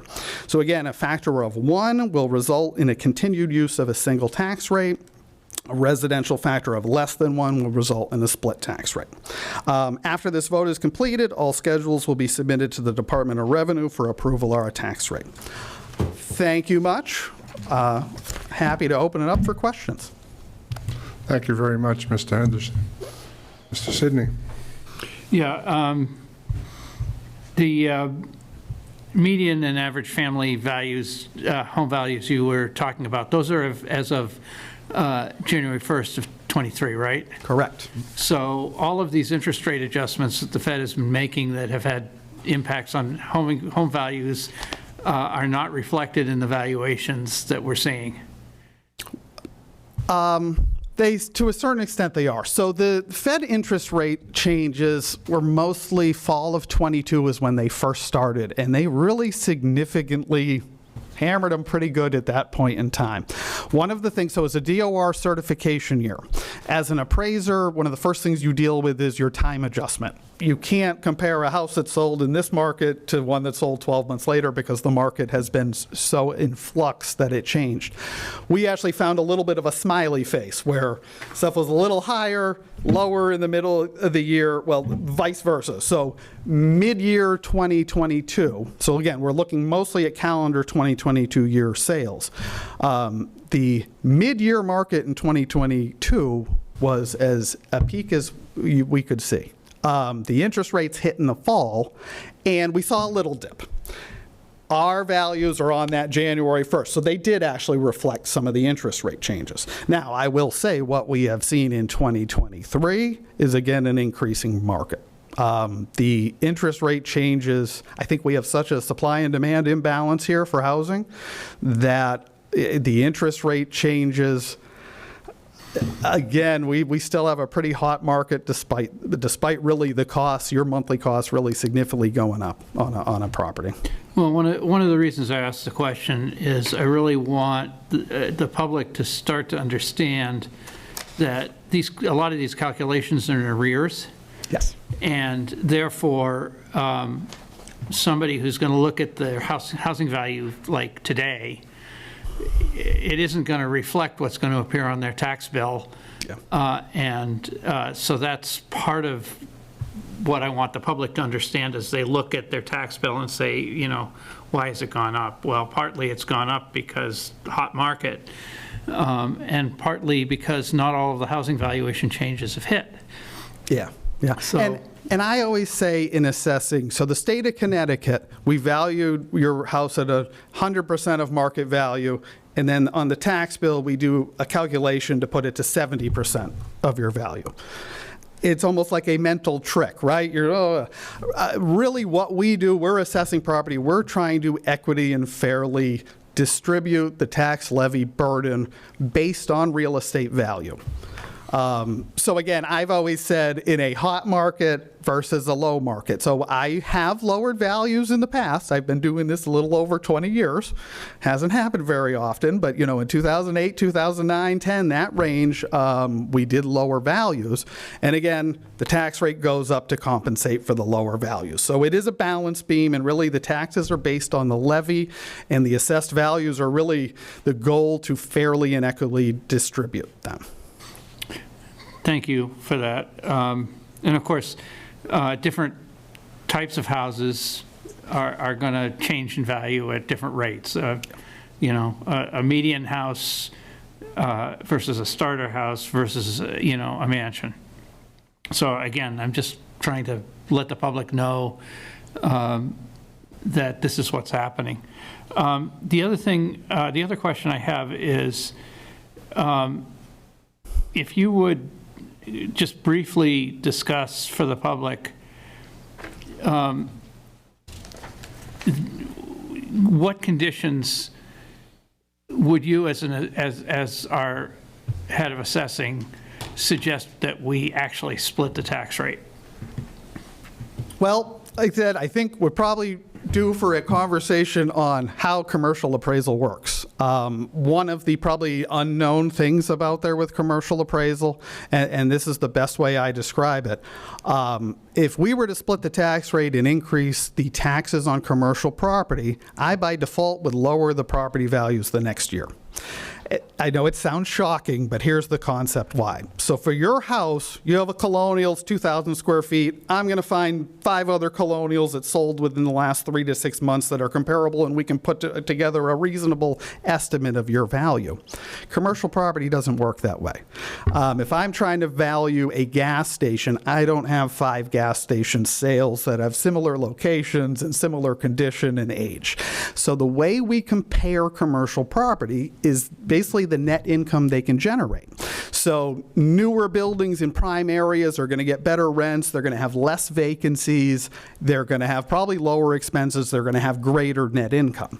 So we can compare a retail building here, a retail building here, a retail building here based on their sale prices. So we're still assessing market value, we're still assessing what commercial properties sell for, but really as investment property, they're basically selling on what I, as the investor, think I can generate for income out of those properties. So when we do our capitalization rate, so we look at net income, we divide by a capitalization rate to come up with an income approach value, part of that capitalization rate is your effective tax rate. So that's one of the things that we have a low effective tax rate on commercial. We value our properties higher based on that. So it is a little bit of, again, the balance beam to a certain extent. So in essence, and again, you know, this is a discussion that the public gets into every year with us. In essence, if we were to split the tax rate and we're at about 80% residential, we might see a small benefit to a residential taxpayer, but that would effectively bounce back the next year because of the lower commercial values that would happen. I think one of the things I heard you say once was that our residential commercial balance isn't sufficiently high to really justify splitting the rate in that way as well. Could you sort of talk about that a little bit, please? Yeah. So our balance, there are communities that have split rates with 80-20 splits. However, most of them did that kind of way back in the day, and again, their values include that $30 tax rate as opposed to a $12 tax rate. So I've done commercial values in many cities in this state, including some with the highest effective tax rates around. So Everett, Springfield, I've done their commercial values in the past, some of your highest commercial tax rates. So again, it's kind of built into the values to a certain extent. So not only are you talking shifts, because again, minimal benefit to a certain extent. It's that 1 to 4 ratio. So a 1% drop equals that 4 or 5% increase. You know, the other factors you do have to think about is, you know, looking at our market, most of our appeals are commercial right now.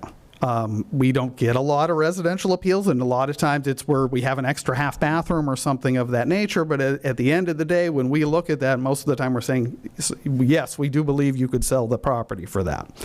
The commercial market is definitely in flux, and we've maintained our values. We haven't really significantly dropped them. We've had really good bounce back. We've had good personal property valuation that has helped keep that 80-20 split. But the appeal process is something, and then that's when we start talking about the assessor's overlay account, that we've done a pretty good job of.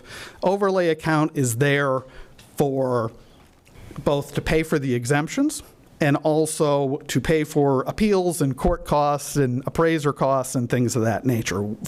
We've been pretty consistent the last couple of years, really giving no money away, which is always our goal as the assessor. We try to protect you all levy with our lives, but it's definitely a factor that you have to think about, you know, when making this discussion, you know, making this decision. Thank you very much. You're welcome. I wanted to add a few more comments for the public's, when the conversation comes up about split tax rate. So right now, at the end of the second fiscal quarter, end of June, in Natick, there was 1.4 million square feet of unleased office space. That doesn't include space at the mall.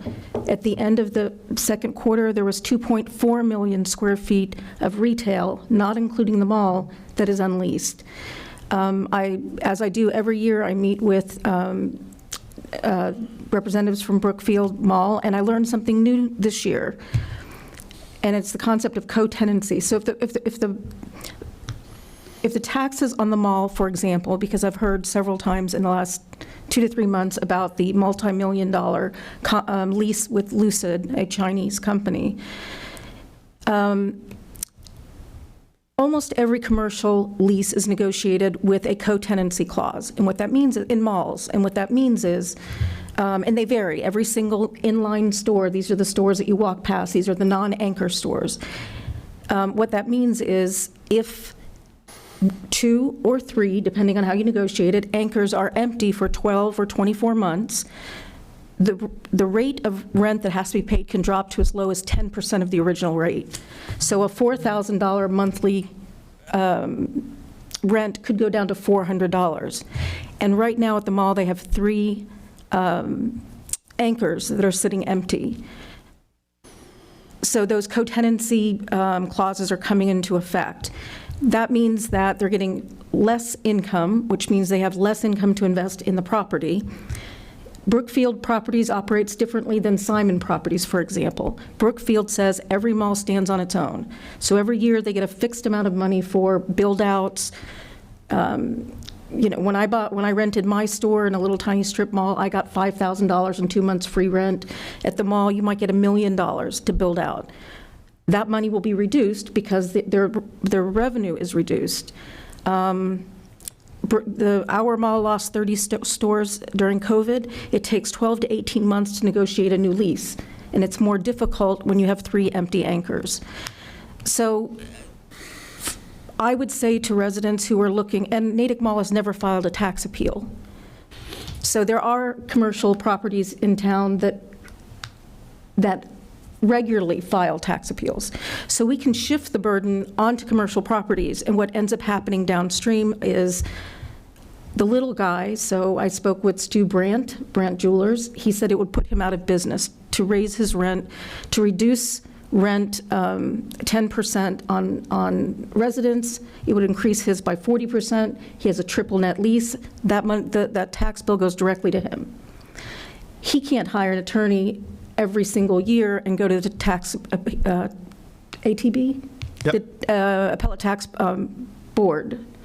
So he can't do that, but Home Depot can. And so that money ends up getting negotiated. Very few, I looked up online, I had asked you the question about whether decisions are online. Very few of the appeals actually go to court and come out with a decision. It's negotiated. And so all of that money that they don't get from commercial properties gets shifted back onto the residents. So it's really, especially with regard to our ratio of residential to commercial, it is, in my opinion, and given our climate right now, with small businesses paying 7% to borrow money and do build-outs, I think that there's a lot of very good justification to keep a single tax rate. Further questions? Mr. Joseph?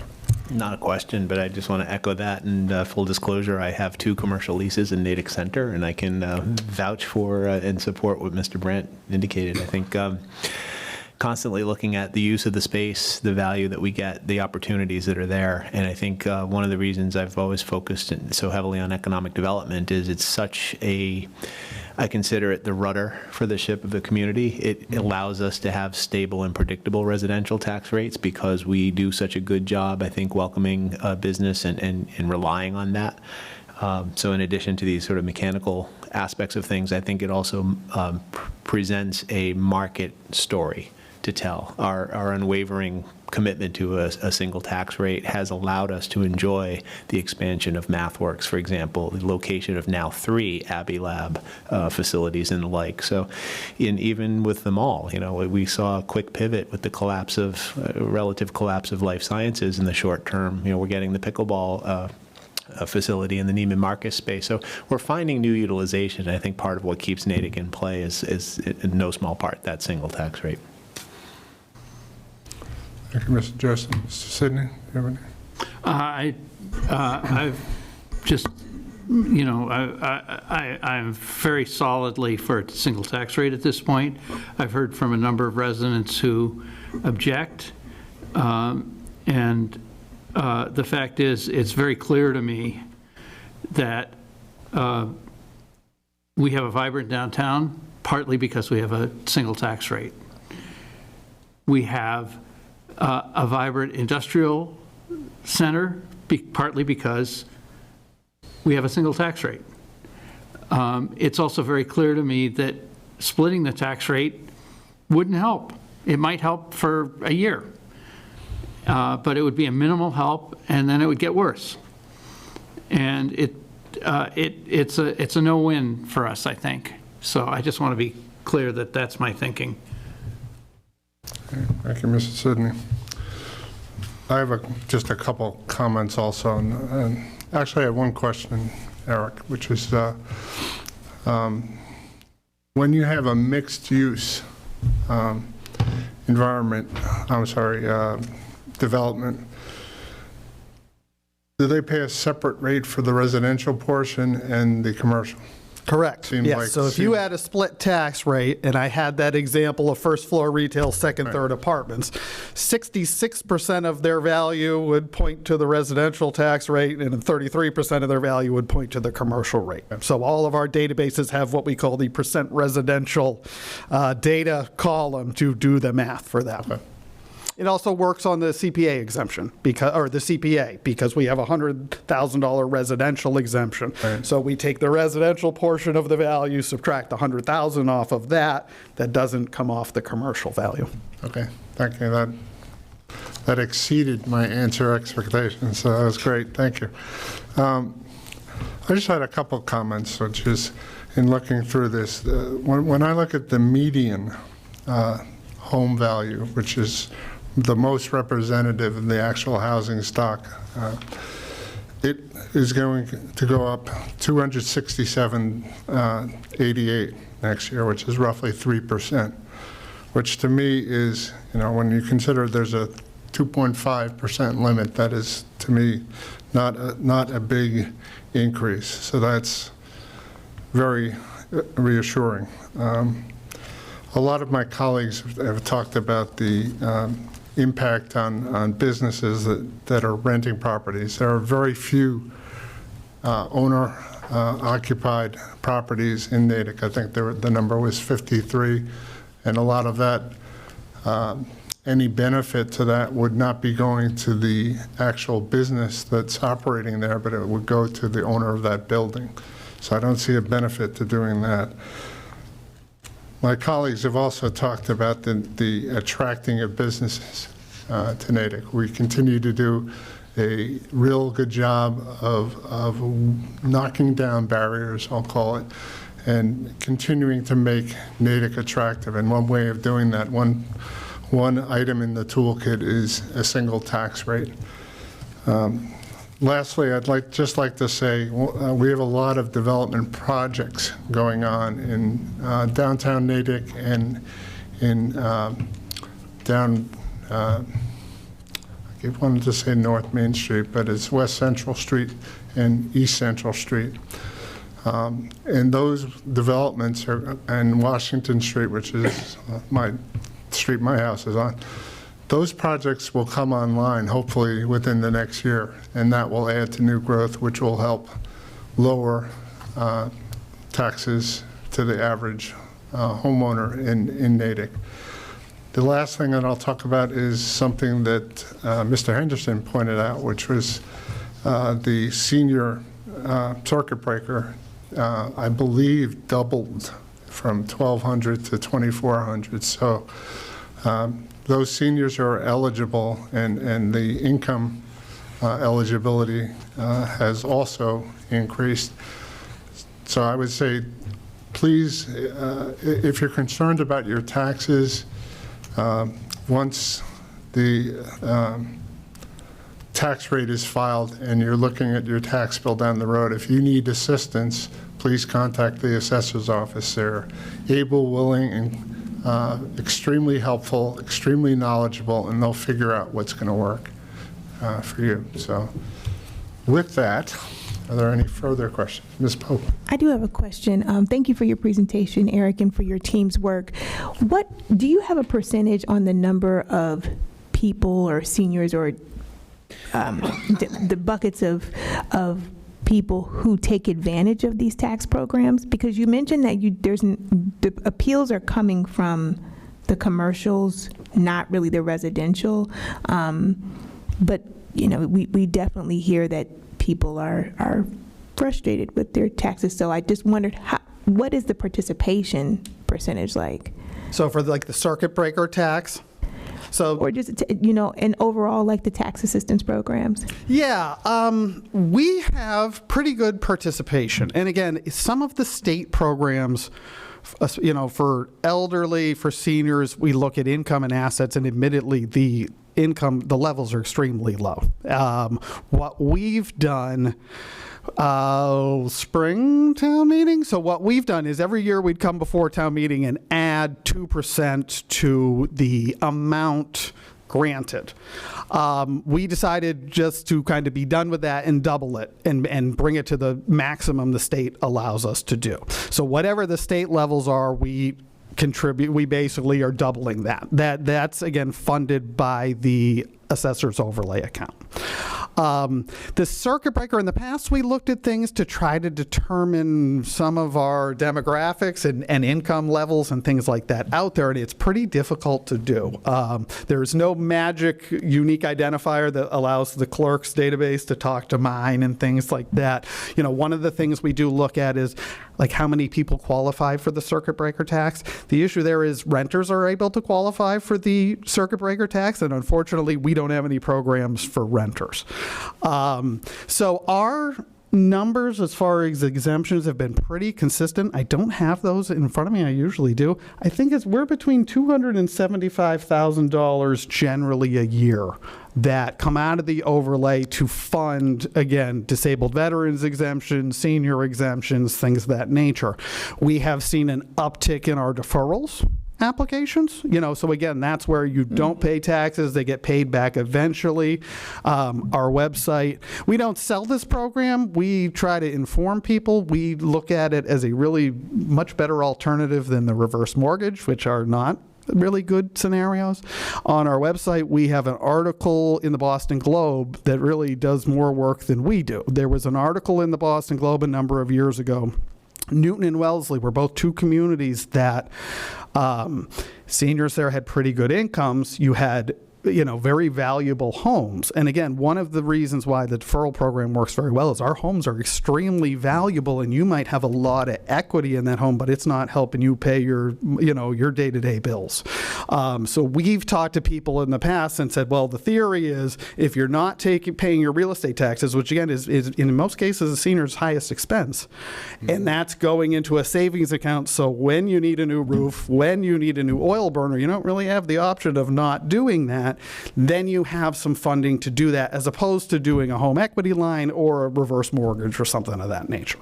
So I think that is one area where the town of Natick has really kind of gone above and beyond. Most of the state still is at 8% interest for the deferrals, and your income has to be, I believe, less than $20,000. So very, very, very few people take advantage of the program. I think the state of Oregon has a similar program where about 10% of the eligible people take advantage of it, which is really a huge number. And again, it's not a program for everyone. Anne is really the expert, but we've seen some people, one gentleman who was in his 90s and had no children was going to donate his house to the church, and we said, oh, you should not be paying taxes, my friend. Perfect scenario for the deferral program. So again, I think we just try to send people in our direction. Again, even on not necessarily the exemptions, if you get that tax bill and say, ooh, I don't think my house is worth that, it might not be. We're always more than happy to kind of come out explain the process, look at the house, maybe we have an extra half bath, and we also like doing that all year. We don't necessarily always just want to do it in our abatement window, which is the month of January. We're more than happy to pop out there at any time of year, because ideally we want to fix it before tonight, before we set the tax rate. But that's kind of that in a nutshell. Thank you. Yeah. Yeah, the circuit breaker is the state income tax, just which I think you discussed that a couple of weeks ago. And I do know, I think some seniors, they get to that point and say, hooray, I don't have to file taxes. And they should, because you're getting a credit. So, thank you for that. Mr. Chair, Mr. Marshall, could I make the suggestion that we invite Eric back in maybe mid-January after tax bills have gone out to present on the various different remedies that are available for seniors and others. Excellent idea. And at this time, I move for a single tax rate. Oh, sorry. Mr. Joseph also. Sorry. I just want to make sure I heard you right. So if an individual is participating in the deferral program and they, in their state, leave their property to a church, I think was the example you brought up, which is tax exempt. Tax exempt. What happens? Church is paying that tax bill. They are. Okay. Yes. I just want to make sure that was. Yeah. It's not that it just appears. It's Yes. just that's part of the transaction. No. So what happens is the first year in the deferral process is pretty involved because we record a lien at the Registry of Deeds. Right. And again, people get a little afraid of the word lien. Really, it's just a marker. So then that property sells. The lawyers say, well, time out. Town of Natick's involved. Let's touch base with them first. So, Thank you. Good question. That was an excellent question. Sorry about that. Appreciate that. Ms. Coughlin, you Like have a motion? I had a motion. I move that we approve a single tax rate. Second. Moved by Ms. Coughlin, seconded by Mr. Sidney. Ms. Coughlin. I've spoken at length about this, so I will refrain from making any more comments so that our assessing team and finance team can go home before 10. Fair enough. Mr. Sidney. Yeah, I just want to assure the public that I assure you, the rest of our board, I'm speaking for them, look at this really carefully every year. We don't make these decisions lightly, and I don't make this decision lightly.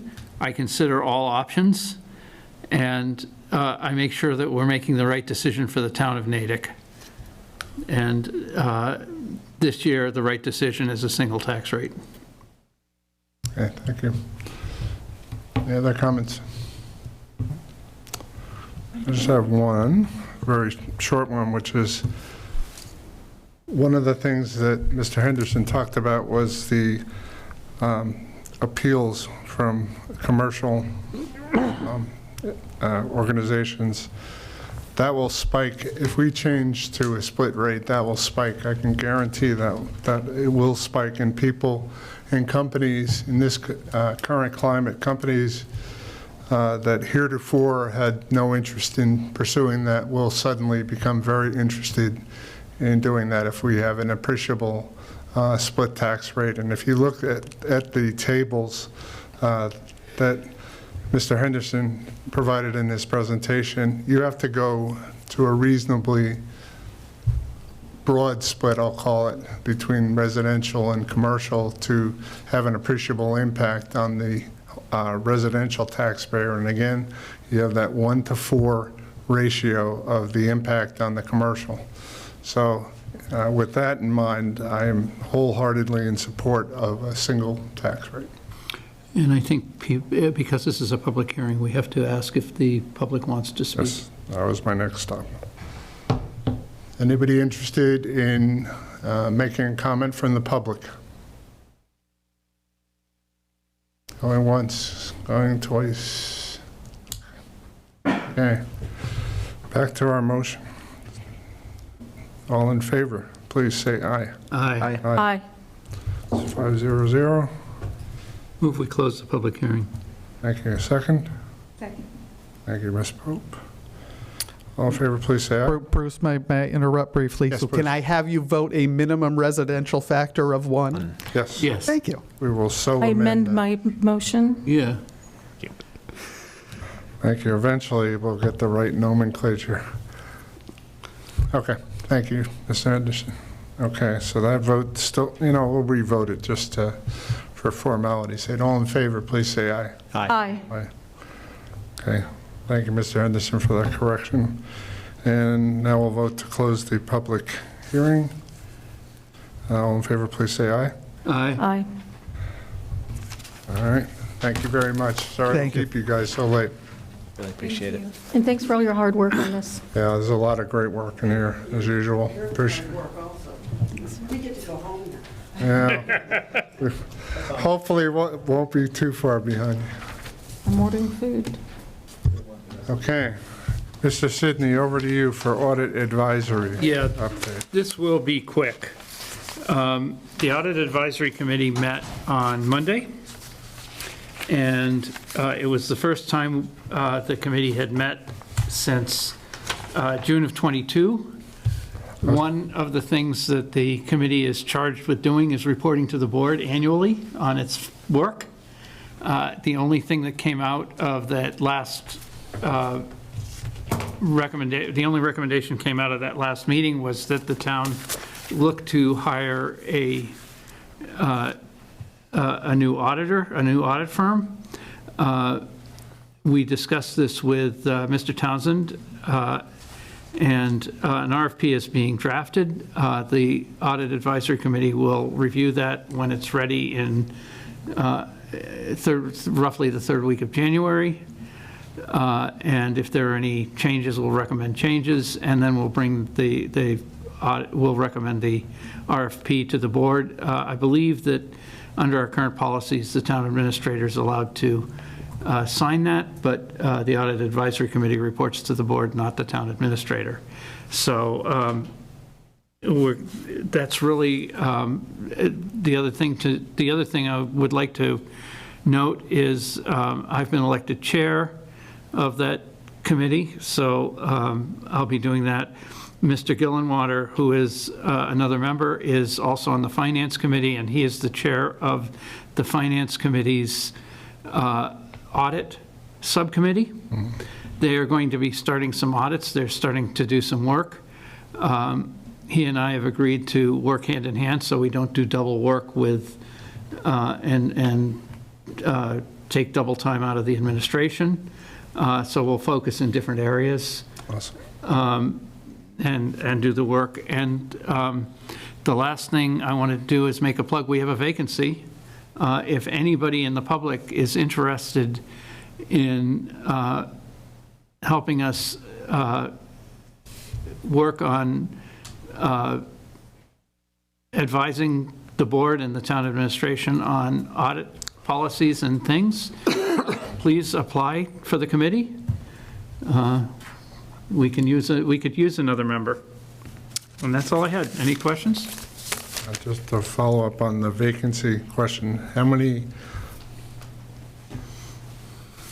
in terms of estimate, I know you and Mr. Gillenwater have revived this from a dormant phase.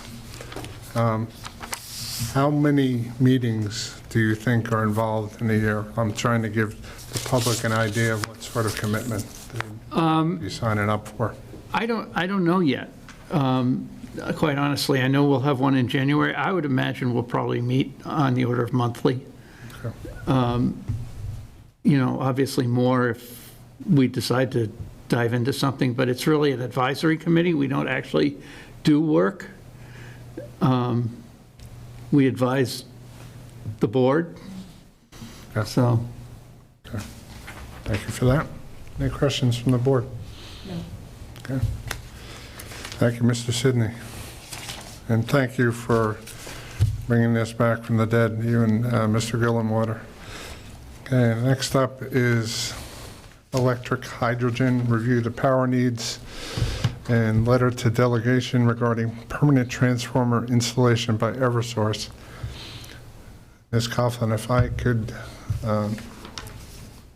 put it over to you because you've been intimately involved in this discussion. Could I ask Mr. Marshall to lead off the discussion? Sure. Would that be okay with you, John? Sure. Thank you, Mr. Chair, and Ms. Vice Chair. So just an update in terms of the town and some of the conversations we've had. There was a generator on site that we've had some complaints about, so have gone out, met with the owners. They have discussed bringing in a new generator. We've requested prior to that new temporary generator coming in to be able to get additional information on it so we can permit it accordingly through our building department with the proper inspections.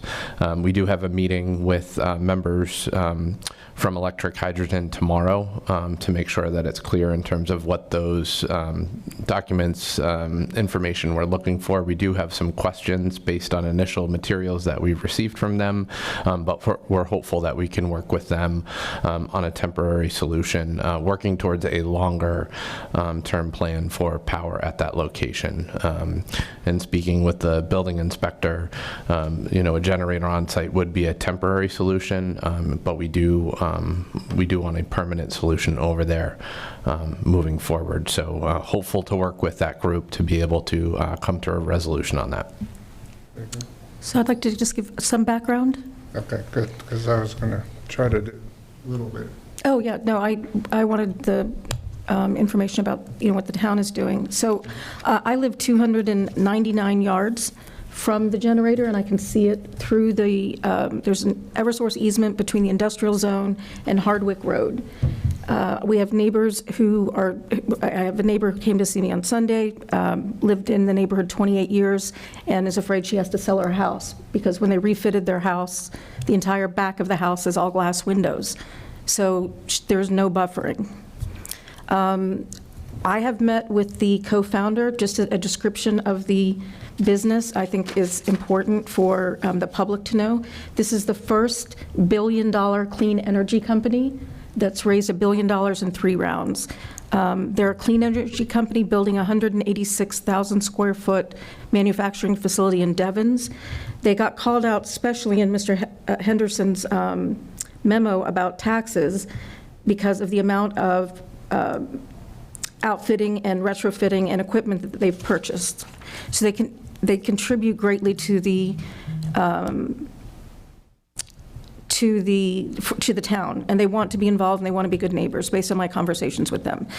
So what I, as a board member, we don't, the select board really doesn't have any power or control or input on permitting and things like that. What I would like to see from the town, and I think town administration is, we're in agreement on this, is that we describe an outcome and see if the company can meet that outcome. And the outcome would be staying there, abating the noise, reducing the effluent from there shouldn't be any with the natural gas generator that's coming mid-December. But those are 3 things I'd like to see happen. What I don't want to see happen is us chase a $1 billion company, clean energy company, out of Natick. That's not the administration's, I'm not suggesting that that's all their, I'm not suggesting at all that that is their approach. But I want to put the company on notice as well, that they're going to need to provide all of the information that the town needs. I've spoken with Senator Spilka's office and Representative Linsky. They're aware of the issue. They're researching what the problem is on Eversource's end. My understanding is that the company has been told there's an 18-month lead time to get a permanent power transformer installed on the property. So I just wanted to kind of flesh out some of the details. It is a real nuisance, and our zoning bylaws do say that noise and dust and discharge from manufacturing in industrial zones have to stop at the edge of the property. The company has said that when the new natural gas temporary generator comes, they will do another sound test. The sound test they did on the diesel one that caught fire last weekend was done over the summer. And over the summer, you have the foliage from the Eversource easement that dampens the sound. So many of us, I wasn't aware of it until neighbors brought it to my attention. And then one day in the fall, it was a gorgeous fall day, I had the dogs outside, and I couldn't sit outside because of the hum. So that's kind of the background, and appreciate an update, Mr. Marshall, after the meeting tomorrow. Absolutely. And thank you so much for taking such a strong, following up and taking care of this. I'd like to move that we draft a letter after Mr. Marshall or town administration has met with Electric Hydrogen, and we get more information about what they need from Eversource. I'd like the board to send a letter to our delegation, a formal letter, instead of me just having reached out by email, if that's something you're amenable to. Yeah, I would, if the board is amenable to doing that, I would suggest that we put that on our next available agenda, which I think is, well, it's either the December 12th or December 13th. We have meetings for both of them. So if we could put it on that agenda.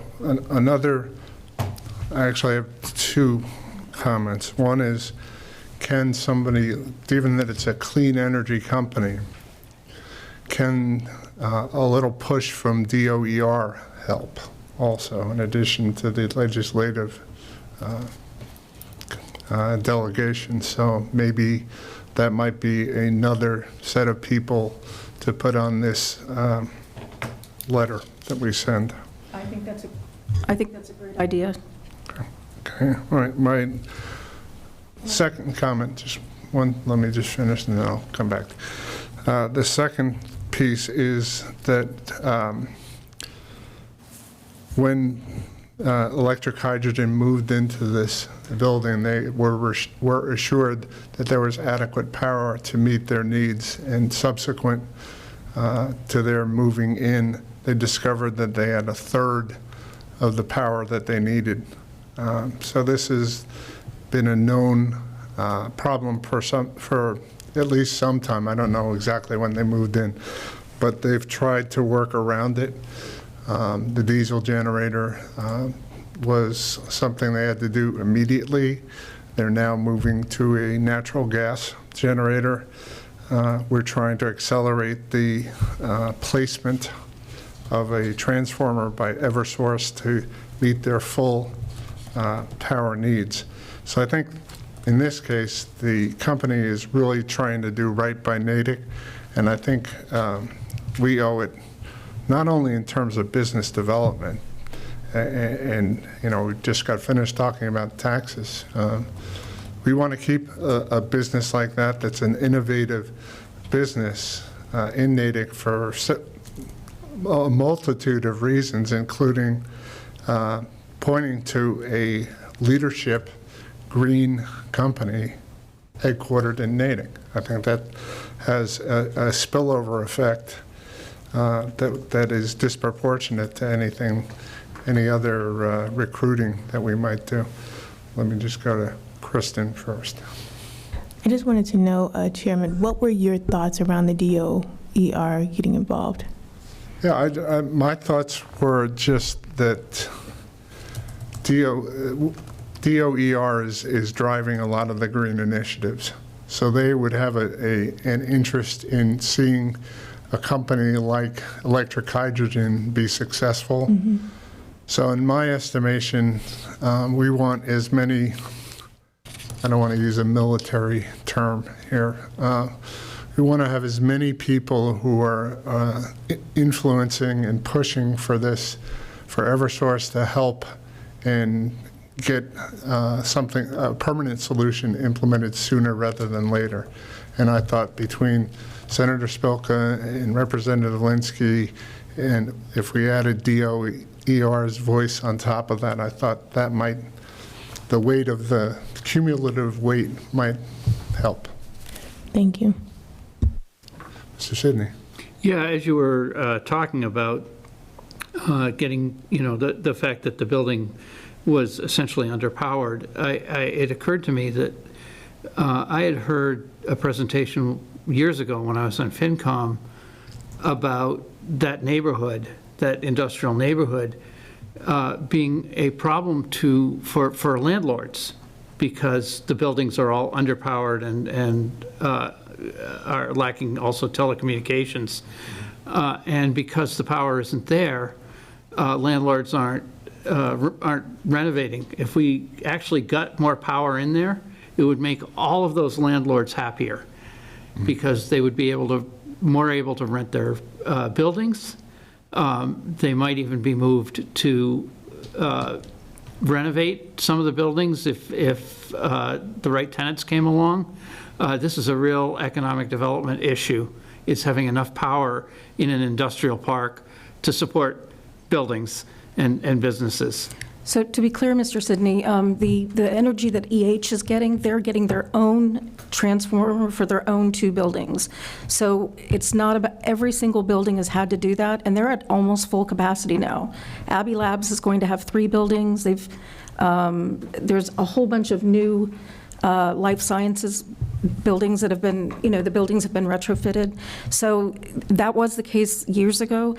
In the particular case of the building being under electrified, if you will, permits were pulled by the previous tenant 10 years before to put on an independent transformer. But the transformer was never hooked up to Eversource. I don't know if they went out. I don't know what the story is. So when they came to look at CED and look at the records of what was available in those buildings, before they bought them, they had the understanding that there was enough, they were going to have some supplement, but it wasn't going to slow them down. When the transformer was hooked up to Eversource, it caught fire. So that transformer reduced their ability down to the 1/3 that Bruce was talking about. I second everything that the chair has said, but I do want to emphasize that it's really important that the company work with us proactively and make sure that they're giving all the information we need and not dragging this out. One of the reasons I wanted this on the select board agenda as early as possible is so that we could resolve it as early as possible. And we're not looking at March or June to get an answer. If I could, Mr. Chair, staff is ready to kind of work through that process. So, based on the good work of the board members and bringing it to the attention of staff, we are ready to expedite this and make sure we can move forward. We just need the information to be able to do that in the documentation. Okay.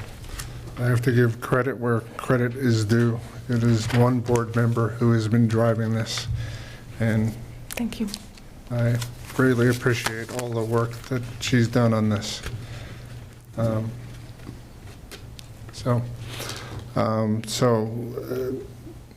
don't think we need a motion, but we will need to put this on a agenda for the 12th. So let's see how far we can get. And maybe we can work on getting a draft ready for the 12th. See if we can do that. Okay. Thank you, Mr. Chair. Thank you. Thank you for all your hard work. On to the consent agenda. Point of order. Yes. Mr. Sidney, I want you to read as fast as you can, because the kitchen closes at Morse Tavern in 12 minutes, and they're not taking online orders. Nerve. Okay. Consent agenda. 3 items. Item A, reaffirm committee representatives for the Community Preservation Commission approved by Springtown meeting. B, accept resignation of Violet Cabasso from the Economic Development Committee. And C, approve meeting minutes from April 12th and April 19th. I will note that only the minutes from April 12th were in Novus. Yeah. So let's take out April 19th. So, yeah, I think we should take out April 19th. Okay. I'm just double checking. No, it's April 19th that was there, the 12th were not there. Yeah, I was going to say, I thought it was The the 12th other were way. not there, so we're going to pull April 12th. Mr. Sidney, Yes? they're actually both in there. Okay. Yes, they are. Okay, good. Well, I did not get a chance to look at both sets. Now let's just put it to the 12th. The 12th on the 12th of December. Yeah, okay, so we're going to remove the 12th. Okay. And other than that, anybody want to pull anything else? No, I move the consent agenda. Second. All right, all in favor, say aye. Aye. Aye. And just to be clear, that's except for the 12th. Yes, except the, yes. Okay. Town administrator notes, nothing, John?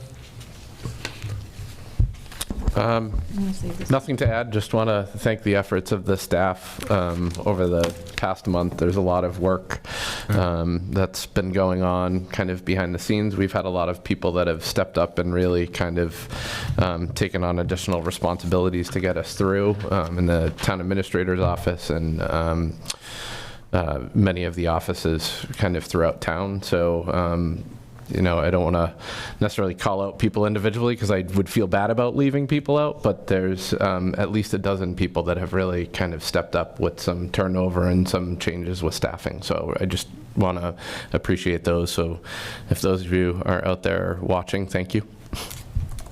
Thank you, Mr. Thank you, John. I'm sorry. I'm just flicking out. Marshall, thank you. Select board concerns? Yes. Yes, I have one. And we can probably put this on the future agenda, but the committees, can we add the committees to the future agenda to talk about, to just revisit what committees have coverage, what committees are uncovered, Okay. And kind of like the process of engagement, please. Okay. Thank you. Okay, any others? Mr. Joseph? Very briefly, I probably should have brought it up during announcements, but just concerned that we didn't highlight the fact that the tree lighting for the Park and Recs Department is going to be on the Common this Saturday from 2 to 5 p.m., and the Natick Center Cultural District is hosting the Holiday Stroll from 3 to 6 p.m. So come on out on Saturday. There'll be lights and activities for kids, and Santa Claus is rumored to be visiting on Saturday at some point, probably closer to the 5 o'clock hour than the 2 o'clock hour. That was one. And then just for the board's edification, I'm not sure if everyone's on the distribution list, but the Metro West Chamber of Commerce is hosting its annual legislative reception, which is the Metro West Legislative Delegation, and it's being hosted this year at the MathWorks. It does coincide with our Tuesday evening meeting, so I wasn't sure if we might be interested in attending and maybe pushing the meeting back. I defer to the board members on that. They're running that from 5:30 p.m. to 7 p.m., and it's at the MathWorks Lakeside campus, and our scheduled meeting is to start at 6 p.m. that night. So You said that's the chamber. it's the Metro West Chamber of Commerce, which the town is a member of, so we would be able to participate. Yeah, and I didn't see anything about that, so. No. Okay. Why don't we take that offline and figure out how we adjust that schedule? Fair enough. Okay. Tree lighting, you took that out of my list here, but that's fine. The other is there's also a children's book sale at the Morse Institute Library on Saturday from 12 to 4 p.m. So you can stock up on those books. There are plenty to go around. Again, 12 to 4, Morse Institute Library. So while you're out and about at the tree lighting, you can stop in there as well. Anyway, correspondence, I assume we have nothing? None. Move to adjourn. All right. Second. Mr. Sidney, Ms. Coughlin, all in favor, say aye. Aye. Anyone else can stay. Okay, thank you very much, You might everyone. actually make